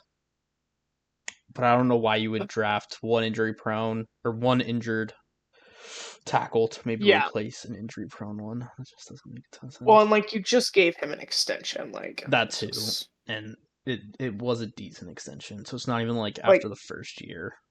Yeah, maybe in 2 years we draft him. But all right, well, Detroit's on the board. I'm taking Grayzable. That's fair. Because something tells me they need it says guard as a need. I don't know if they desperately need one, but something tells me Dan Campbell is just going to love Grayzable and the attitude he brings. And that team just builds the trenches so well that I think they just take Zabel, put him somewhere on that offensive line, and they're better. Yeah, that's fair.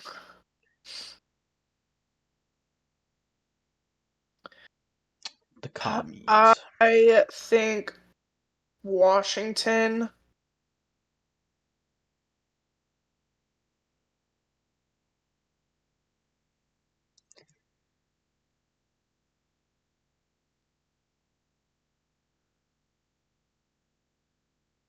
They just bad. Washington's tough. I kind of think they go running back. Who's available? I don't know. Maybe.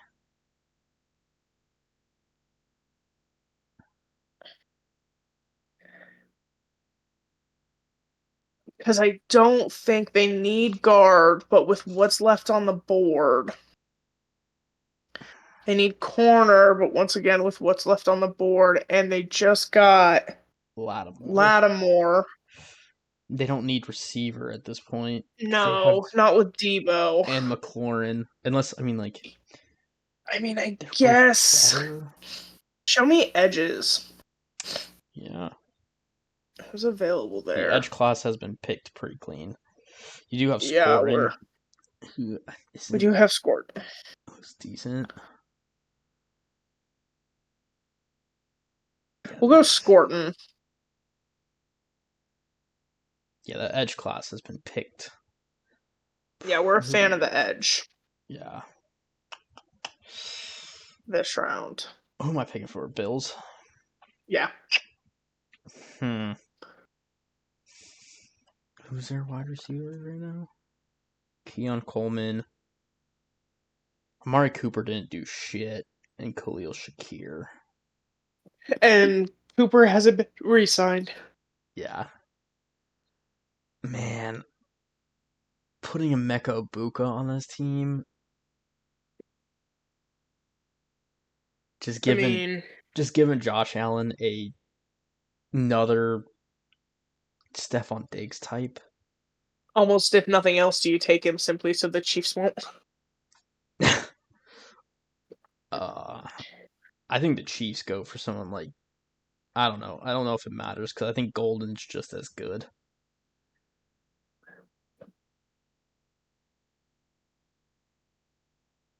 I'm gonna go Ibuka.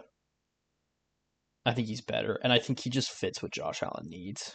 Yeah. I think they have the take the top off. They kind of need that. Yeah. Really good route runner that can just be open. So I think that's good. KC.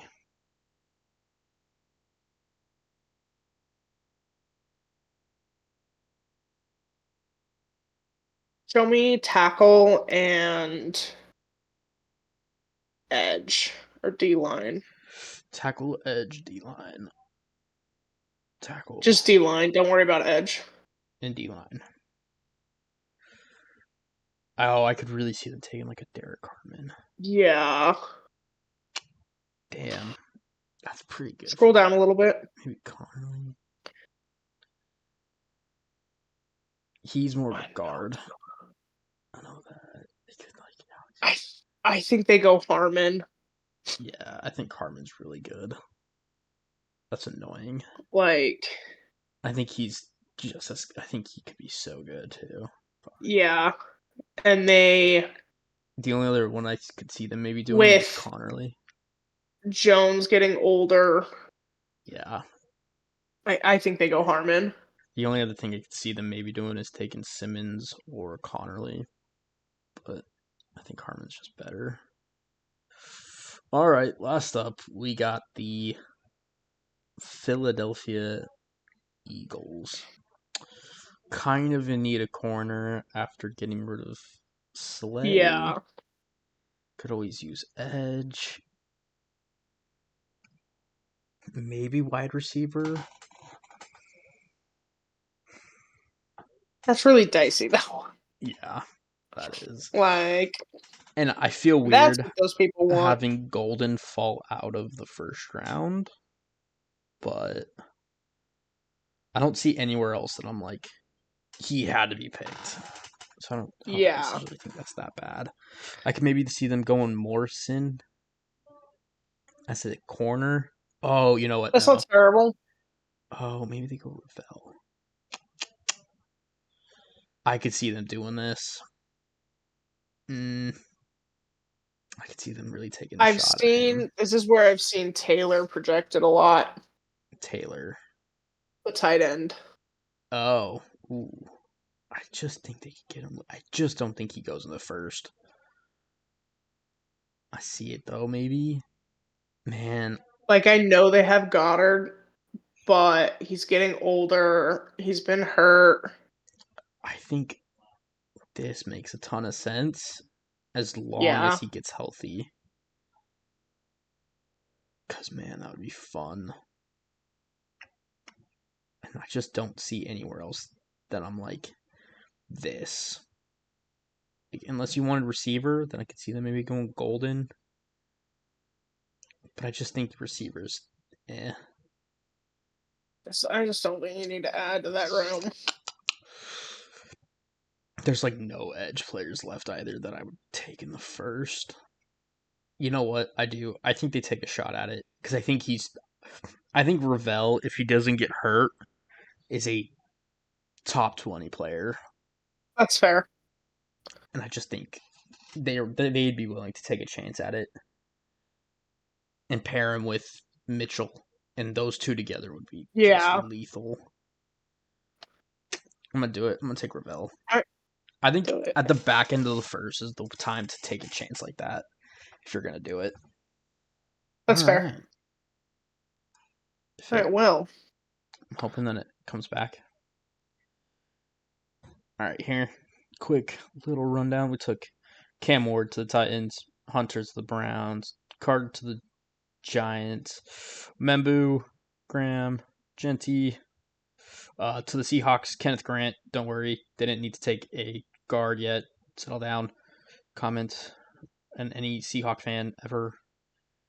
And then the Ravens took Trey Amos, corner.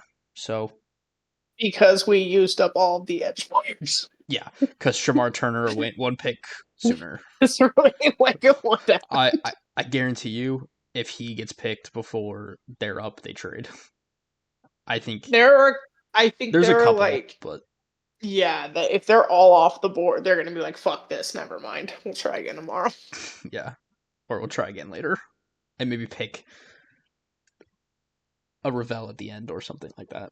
Yeah, But we were not doing any trades, so we are not. it is what it is. But yeah, that is what our mock draft looks like. We did have some guys fall out of it. Matthew Golden and Josh Simmons kind of being the two major ones. That was our mock draft. So, We hope will compare it to to the the actual actual draft. draft tomorrow, Well, Thursday, but Thursday. Today's only Tuesday. yeah, I wish it was tomorrow, man. Damn. Well, I don't because I want to be able to watch No, it, but because you have your test. I want to be able to watch it. But I also just kind of want the draft to be here, especially That's this year. fair. This year's draft just being so wide It's so open. weird. It's so weird.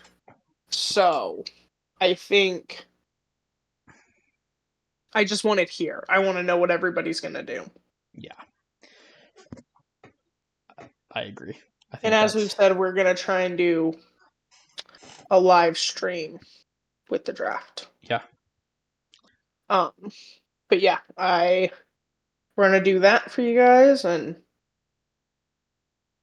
we'll compare our draft to theirs and just Yeah. see what happens. The draft is such a, you can Fun. see some of the worst teams in the league get substantially better. Overnight, pretty much. Yeah. So you look at the Texans a couple years ago. You look at the Commanders last year. Yeah. So And it happens a lot. it's a great time. But It's a great time to be a football fan. pretty sick. Really excited for the draft Thursday. Cannot wait. All right. Well, moving on, we will dive into a little bit our individual teams. As always, we'll kind of start with the Ravens. Nothing really exciting going on. They did start their off-season workouts. Mark Andrews did address trade rumors. As I previously said, I don't think he meant to. I don't know. Maybe it's me reading into it. But he was like, look, it's a business, so you have to always be prepared for things. But at the end of the day, I am a Raven. To me, I think he's been told, hey, yes, we're fielding calls, but it's just to give us an idea of his value. I do think it's a smokescreen. I do not think. I don't think Mark Andrews is actually available. I think there's been this level of, hey, call us and tell us what he's worth. He does have a new contract coming up. But I don't think he's actually truly available. I think there are, I'm going to say 6 protected pieces on the Ravens, and I think he is one of them. Going into this year, I understand as an analyst, there are lots of questions with 5th-year options still being on the table, a lot of deals that people want them to get done. The Ravens are really good at waiting. They don't rush those things. They don't do them before they're ready. And 9 out of 10 times, they rarely do them before the draft. Lamar kind of being the exception of getting his deal done, but that was only because Jalen Hurts had gotten his done. So I do think they let the draft play out and then go from there. But I don't think Mark Andrews is actually available. Makes I think sense. EDC said the same thing. He was like, look, no, we don't have all the shit figured out, but he's a grinder. He's a very talented player. And the Ravens are known for keeping those kinds of guys on the roster. So, and he is like Lamar's guy. I understand they traded the last person everyone thought was Lamar's guy. 1, it was still Mark Andrews. And 2, Hollywood was a little bitch. So, there's that. Fair enough. That's kind of the difference. Also, Lamar was not quite Lamar, so he didn't quite have the say he has. Fair enough. I mean, I don't know. So It sounds like he's staying. And I think he's sense. staying. It's the number one topic of conversation surrounding the Ravens right now. Is who are they going to trade Mark Andrews to? I'm pretty sure nobody. I don't know. I don't think they are either. So, but we'll see. That's the only thing.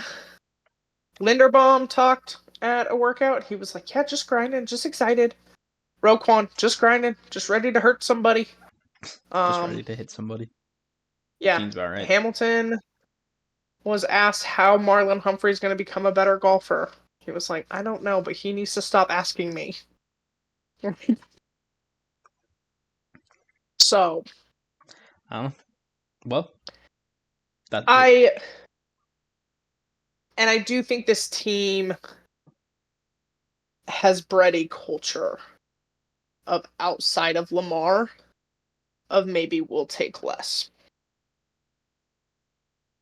Nice. Like Stanley very much took less. And I understand like Hamilton and Linderbaum, it's their first real contracts. They want to get paid. I think likely has potential to sit within that range maybe. But outside of kind of those 3 younger guys, I think there's just this level of Ravens want to be Ravens, especially on the defensive side of the ball. Nice. So, we'll see. If that's it for Ravens, I'll talk the little bit of Seahawks. So pretty much it. Yeah, I have them drafting Amos. I think if they don't get an edge rusher, though, they'll trade out the first round. Fair enough. All right. A little bit of Seahawks, nothing much. They did do their pre-draft press conference. It was pretty useless. McDonald Competent teams have useless press conferences. McDonald wasn't very giving. Not surprising. Schneider. Harbaugh trees. Fucking bastards. Yeah. And then Schneider gave us some stuff, but it was very much because people asked him directly, and he can't really say no and just not answer it. So You can. I mean, I think some people should. yeah, but a couple of the main questions. One pertaining to Charles Cross about the 5th-year option. They still have time. They're still undecided on whether they're just going to trigger the 5th year or provide him a new contract. Kind of see what happens. Still got plenty of time. Still got like a couple weeks. I think it's May 1st is the deadline for that. Yeah. It might be a little bit after that. So they still got plenty of time for that. But they still have not quite come to the final decision there. The other big one is after the Sam Darnold or not after the Drew Lock signing, Sam Howell. They've been getting calls about his potential availability in a trade. Schneider says they haven't really gone anywhere yet. They obviously traded for Howell, so they do like him still. He is still the team. But something to keep in mind, I do think if a trade happens, it'll actually be during the draft. If a team misses out on a potential backup or somebody in the draft, I do think that's when you could see something happening, maybe day 3 later in the draft. If a team misses out on a quarterback and just needs one, I could see that being the scenario in which they trade him. Otherwise, not really sure what they're going to do with the 4 quarterbacks they currently have.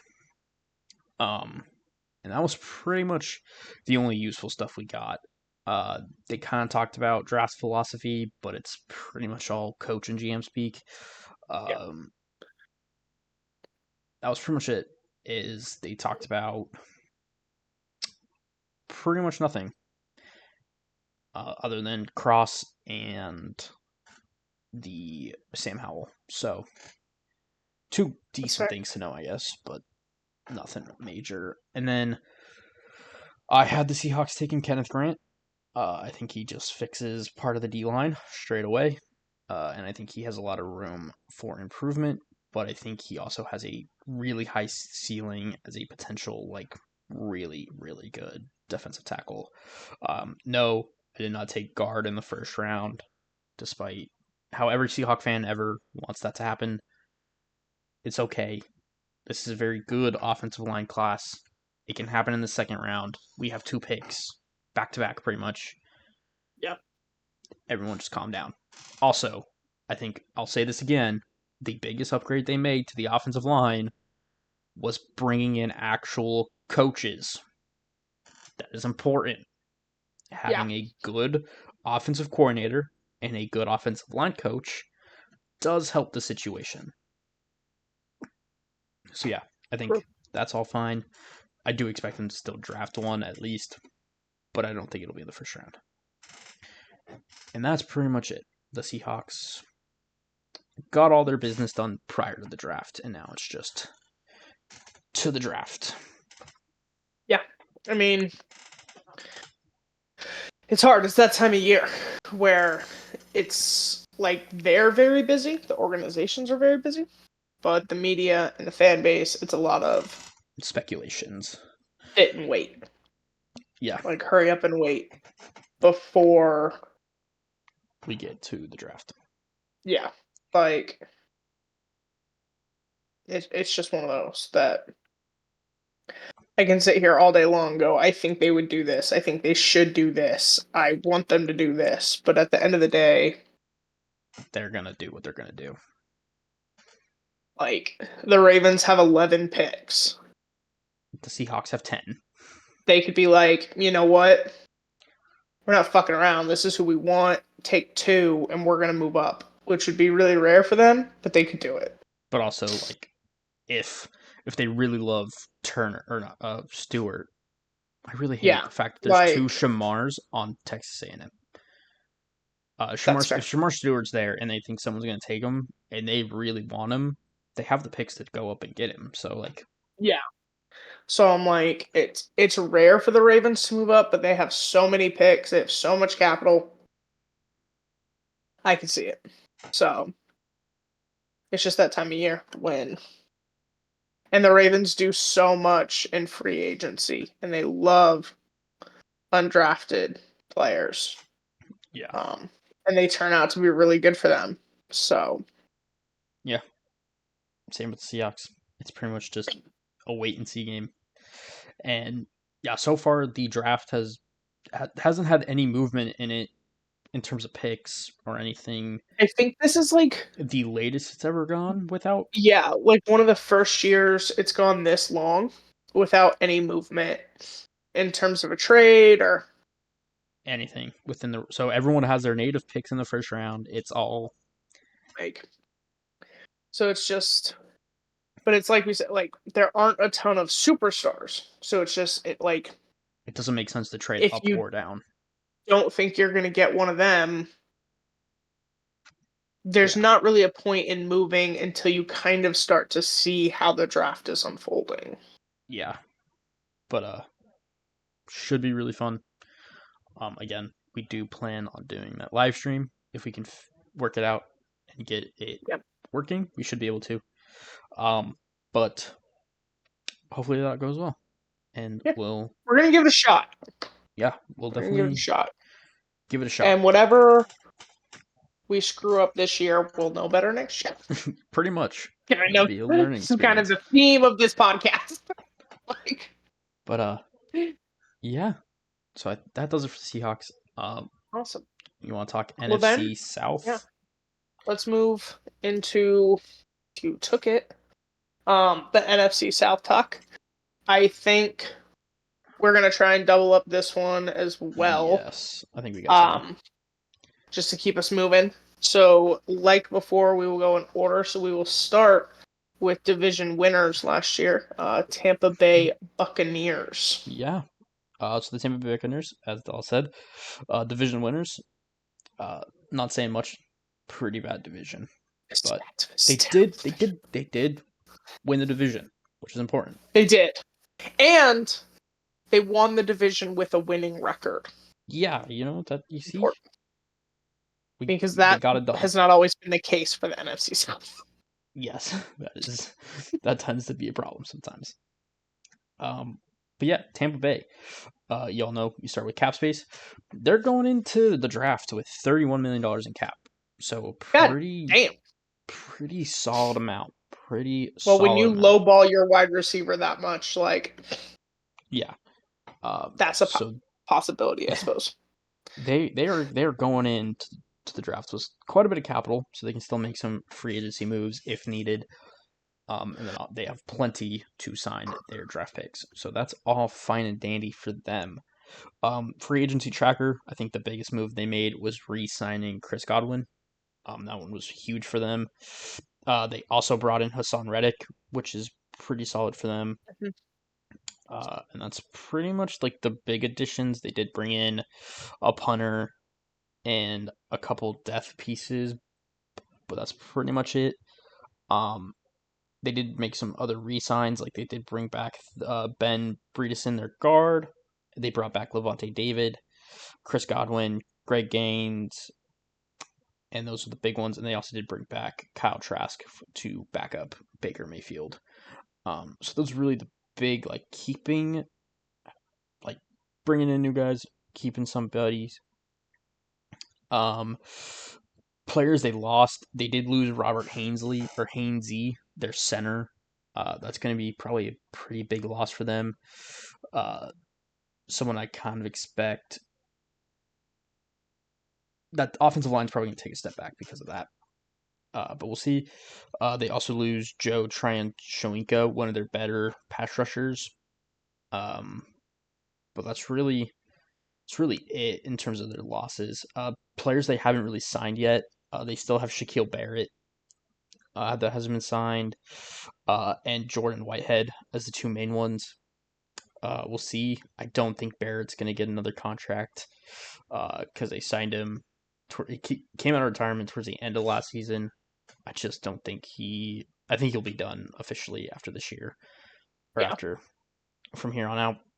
And then Jordan Whitehead as a safety. I think they could bring him back, but they just haven't yet. So we'll see what they do there. But that's their free agent additions and subtractions. Their draft picks, they are sitting with some decent capital. Not great, but decent. They have their first rounder, their second rounder, a third rounder, a fourth, a fifth, and a seventh.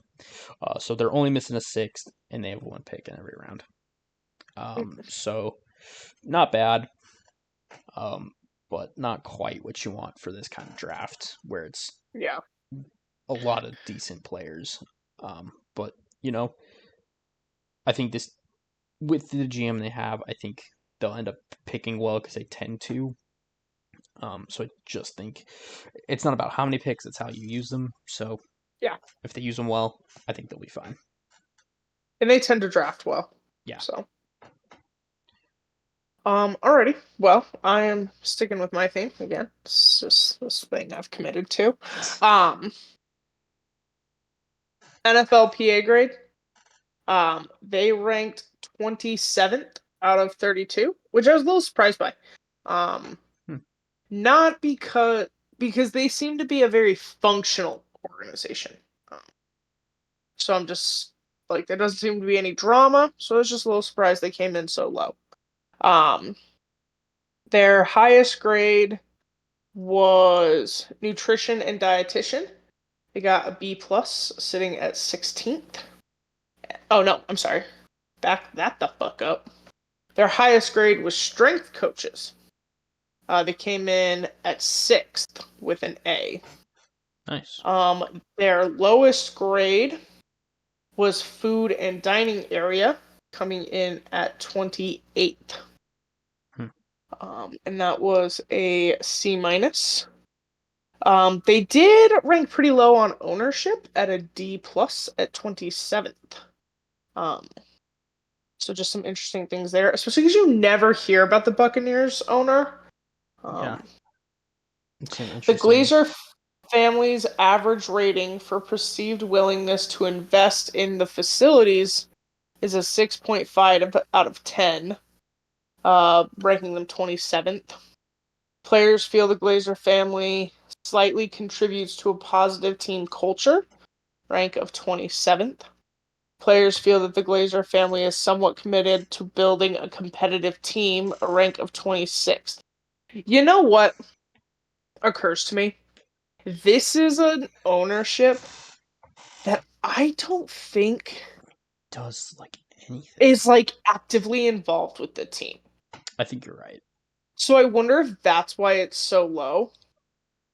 If like they're just like We have people in place for this.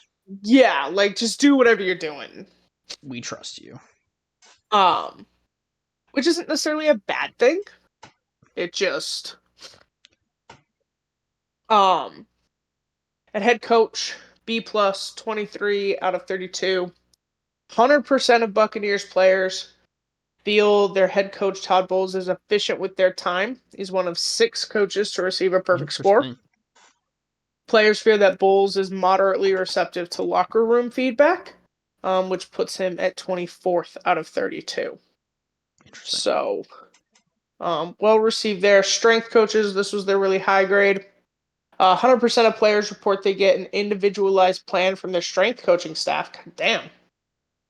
One of 3 teams in the league with a perfect score. Players feel that their strength coaches moderately contribute to the overall success, a rank of 10 out of 32. So that's pretty crazy.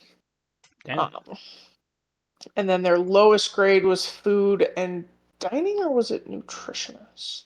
It was food and dining, I think, is what you said. You are correct. Tampa Bay Buccaneers rate the taste of their team's food a 6.42 out of 10, a rank of 30 out of 32.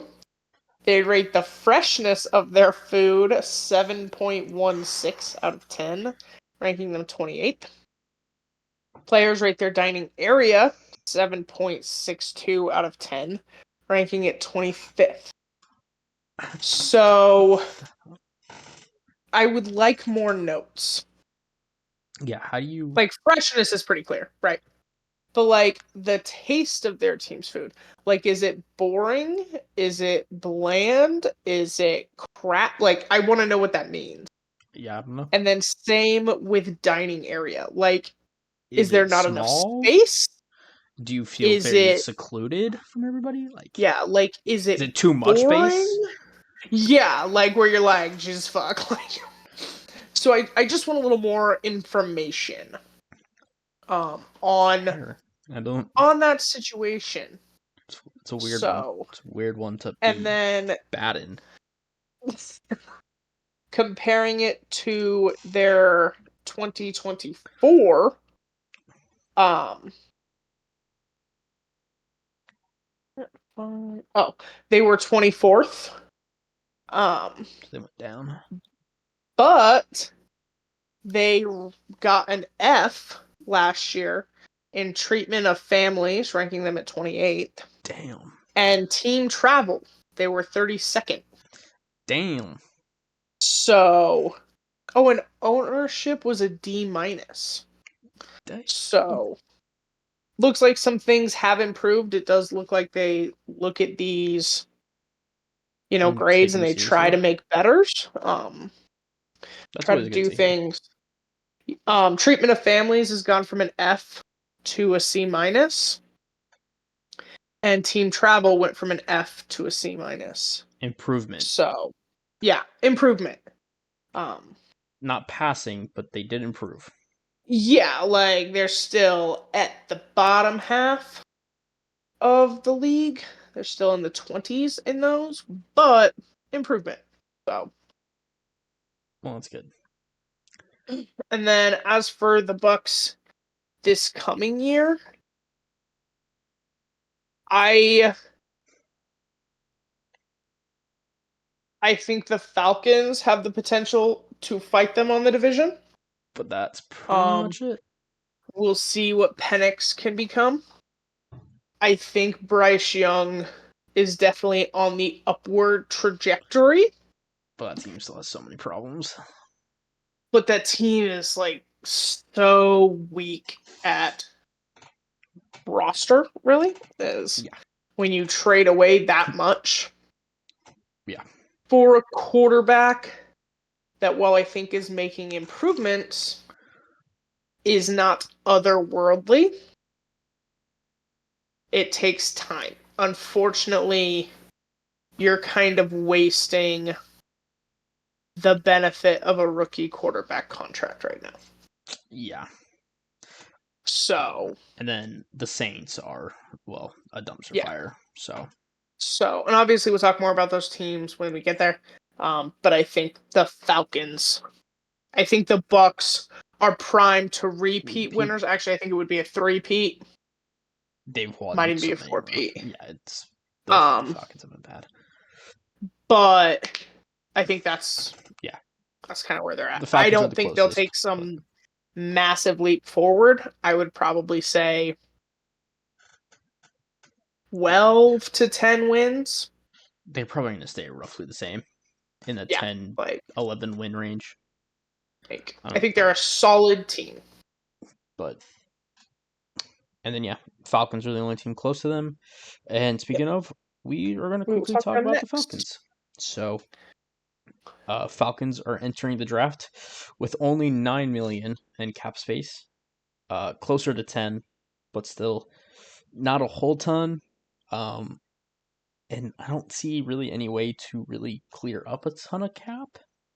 So they're gonna have to make some moves, do some things. Obviously, Kirk Cousins is still a question mark on that roster, whether they keep him around as a backup or trade him. But if they trade him, they still have to take on some of that cap hit. So we'll kind of see there. That is definitely a way to free up a little bit. But other than that, that's pretty much where the Falcons sit cap space wise. Free agency wise, I think they did do a decent job. They brought back Jake Matthews, who's their left tackle. That's a pretty good signing. They brought in Leonard Floyd, hopefully to help with that pass rush. They brought in Easton Stick as a backup, or as another quarterback, probably backup if they trade Cousins. They brought in Devon Diablo, decent linebacker. Cordell Hodge is coming back as a wide receiver. They do And then that is pretty much the big ones. They didn't make any like real splashy moves, but they were all kind of decent. In terms of subtractions, they do lose Grady Jarrett, who is a long time Falcon, really solid interior D lineman. That might be a huge loss. They have not re-signed Matthew Judon or Justin Simmons yet. Both of those maybe huge losses on defense. I think Simmons still has a lot to give as a safety, so that one might be really big if they don't end up re-signing him. They also lose Richie Grant, their other safety, so I think safety is definitely going to be a huge need for them at some point. They lose their center Drew Dahlman to the Bears. That one's big. He was a really good center for them. They're probably going to have to fill that at some point. And those are really the big subtractions for the Falcons. In terms of picks, the Falcons are not looking great. They only have 4 in this draft. Or they have 5, I'm sorry. Oh my God. Yeah, 5 in this draft. They have a first, they have a second, a fourth, and 2 sevenths. So they at least have their first and second. But a fourth and 2 sevenths is not great.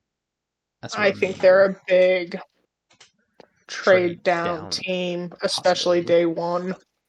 Try and get one or two other picks. If someone's willing to trade up, maybe. But... Yeah. Like, I think if someone wants to move from the second round into late into the first. But they're picking 15th, so they're still in Oh, God, they are middle of the pack. They're in a... Yeah, like, that's hard. Because that's a hard trade spot. You're going to have a hard time finding somebody that wants to pick 15. Jesus. Like, maybe if, like, Tyler Warren somehow falls that far, yeah, you get lucky. But I don't know if anybody is falling. It'll all depend on who falls. Where the fuck have all their picks gone? That's what I'm trying to figure out. Who has their picks? Pretty much, and I cannot think of what they've traded for recently. Oh, that would do this. Didn't they get in trouble with Kirk? Oh, they might have lost their third because of that. That would explain the third. I think they got in trouble with Kirk. That would explain the third, and then I guess fifths and sixths are random people. Yeah. So, okay. I see that. I think that's what happened to their third was there. Kirk basically got on a podium and said that they tampered. Let me look while you do. Okay. So I'm actually going to do this a little bit differently because the Falcons had a new head coach last year. So we're actually going to start with their 2024. They had multiple Fs at locker room and strength coaches, and they were in the 30s. Oh, and weight room. And head coach under Arthur Smith was 30th. So definitely some pretty rough grades in 2023 or 2024. They were 25th out of 32. With a new head coach in Raheem Morris, they jumped all the way up to 3rd out of 32. A lot of A's. Their highest grades were head coach, ownership, weight room, locker room, and treatment of families all came in at 2nd. Damn. Their lowest grade was team travel, where they came in at 13th. The only one that they got perfect head coach, 100% of Falcons players believe head coach Raheem Morris is efficient with their time. He is one of 6 coaches to receive a perfect score. And players feel Morris is highly receptive to locker room feedback on the team's needs, ranking him 2nd out of 32nd. So nice. Everyone's a really big fan of Morris. Nice. Arthur Blank ownership also got 2nd. Owner Arthur Blank's average rating for perceived willingness to invest in the facility is 9.82 out of 10, ranking him third. Players believe that ownership significantly contributes to a positive team culture, ranking him second. Players feel that ownership is extremely committed to building a competitive team, also second. I think bringing in a new head coach did a lot for that. And then with their lowest grade being team travel, 86% of Falcons players feel they have comfortable amount of personal space on team flights, ranking them 18th. Players believe their team's travel schedule is very efficient, ranking them second out of 32nd. So, Nice. Nothing super concerning. They don't have any grade lower than a B plus. Or I'm Damn. sorry, just a B. So yeah, I mean things are looking up in Atlanta. And then just to answer the draft pick question, their fifth rounder was taken due to the tampering situation. Okay. Their third rounder they traded for Matthew Judon. That's right. And then the I sixth, I knew they cannot gave find what something happened to the up for sixth. Judon, but I I didn't can't realize find it what was they did third. to get rid of the sixth, but really the third and the fifth are all that really matter. So Yeah. they do lose. They lost their third to Judon, and they lost their fifth to the tampering. So that's their pick situation. Very interesting to hear though that they are a really solid Well-ranked organization team. in terms of grades. Yeah. That is I fascinating. I think they battle Tampa Bay for lead in that division. We saw Absolutely. them last year beat the Bucks twice. That was with Kirk Cousins. The only time We Kirk didn't Cousins see played well. Penix. Yeah, we didn't see Penix a ton, but what we did see, I think, was really positive. Mm-hmm. But it'll be different going into year two, knowing he's the starter, getting all those first team reps. And starting all the games. Yeah, so I think Tampa's on, or not Tampa, Atlanta's on the up and up. They haven't been a truly viable franchise since Matt Ryan. Yeah. So I think there's a lot of hope with that organization and that fan base. So good luck Absolutely. to them. Yeah. I can say unyieldingly, I do not have a dog in the fight in the NFC South. Like, I don't care. Yeah, I don't give a shit. Like, I will I like Baker care. Mayfield. I Yeah, like his I like him story. as I think he's fun. Like, But that's pretty much it. That is where we're at. Nice. Not a dog in the fight in the NFC South, but always interesting to see what happens there. Uh, Again, Falcons on the up and up. Tampa Bay, just always kind of right there at the top. We will talk. Solid team. Yeah, and then we'll talk about the two bottom feeders in that division, the Panthers and the Saints next week. So, And then, yeah. Look forward to that. Or don't, I guess. It'll probably be pretty boring because they're both pretty bad. And the I mean, if you're Saints, really big fans of those teams, yeah, maybe avoid that episode. because the Saints situation is going to be fun to look That's into. rough. That's rough. Because damn, that team is rough. But we'll get to that next week. Yeah. In the meantime, did you have anything else you wanted to discuss? I don't think so. Okay. Nothing really happened. So, obviously I don't want playoffs are to talk going on. about Aaron Rodgers. That's the only other thing that happened. I don't give a shit until he signs. I don't care. I refuse to talk about him. Well, I don't think it was disrespectful. I don't think the Jets treated him badly. I don't see anything wrong with that. I don't either. But Came into town, you're fired. Bye. End of conversation. What more do you suck. want? I have fired people. Like, you keep You're it bad pretty at your short. job. Yeah, like, bye. But So, yeah, I got nothing. okay, this is the only thing I'm gonna say. Okay. No matter how you perceive that interaction and what he said about that interaction. Okay. I think the bigger story is simply the fact that he went on a show and aired it all out. Like, this is why nobody wants you, bro. like First thing in maybe his learn to contract. shut up. First thing in his Like, contract is you are not allowed to go on any show, Yeah. any podcast, anything. Like, I don't want to hear from you. You're not even allowed to talk to the media.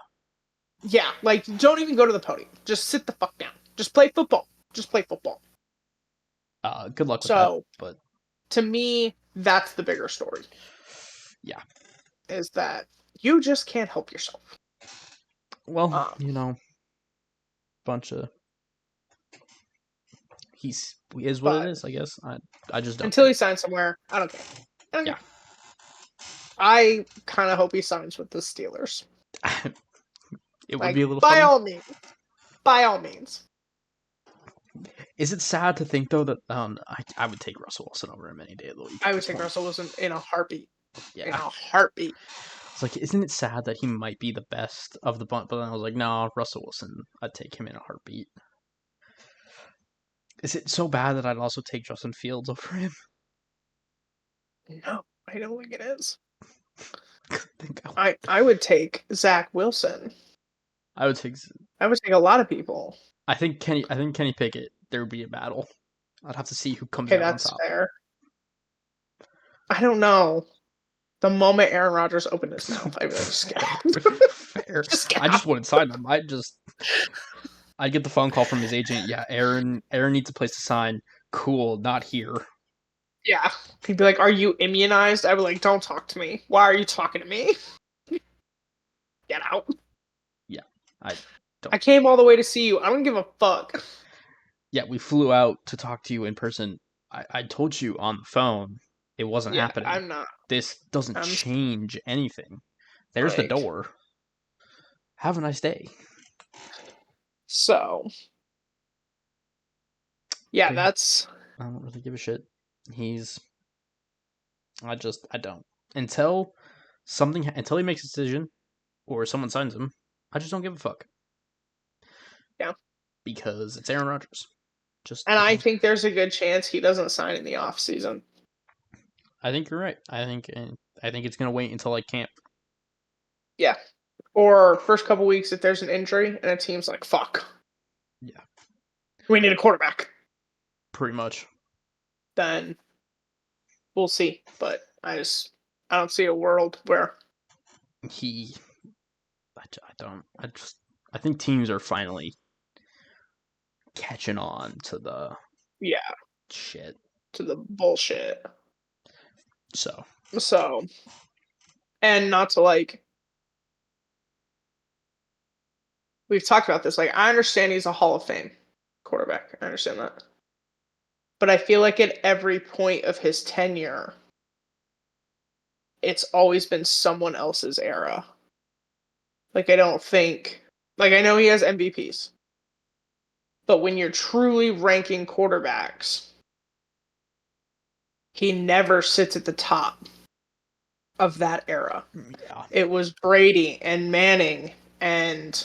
Now it's Mahomes. Like, it's Mahomes and Lamar and Allen. Like, I just don't think... Like, you're a good quarterback. And you were a good quarterback. Let's be clear. Like, yeah, that's fair. But I just don't think... I agree. With all the drama he brings... It's just not worth it. It's just not. No. There's not enough winning anymore. Or left. Yeah. That... Why would you put up with that? I wouldn't. But, So... I wouldn't either. But we'll see. Obviously. Again, don't care. Till he signs. Yeah. But I think that's it. I had nothing else. So unless you did. I had something else, but it can wait. Okay. There you go. It'll wait till next week, probably. Yeah. I guess all that being said, that does it for us this week. So yeah, make sure to like, subscribe, comment, Let us know what you thought of our mock draft. Let us know who you would have taken for your team. Uh, let us know if you would have done anything differently in that mock draft. Obviously, welcome the criticism. Yeah. We're not perfect. This is our first mock draft we've done uh, on camera, so obviously, if someone would do something different, let us know. Let us know what you want your team to do in the draft. Obviously, hopefully, you can go live Thursday, watch that first round with And y'all. tune in with us. Yeah, tune Come in. watch with us. Watch us live. We'll live react to every pick. Obviously, we'll be more passionate about the Seahawks and the Ravens. Yeah. But unless something like the Falcons picking Penix happens again, well, Something obviously, crazy happens, we're gonna react. yeah, We're gonna be like, what the fuck was that? you'll definitely get a what are they doing? Definitely that definitely sparked a what the fuck reaction when they did that. Um, Obviously, I think this draft could have a couple of those moments in it just because of the complete unknown it is at the top. Mhm. So it should be really exciting. Definitely tune in for that. We'll be live Thursday just for the first round. We probably won't do the second and beyond. Um, but tune in for that.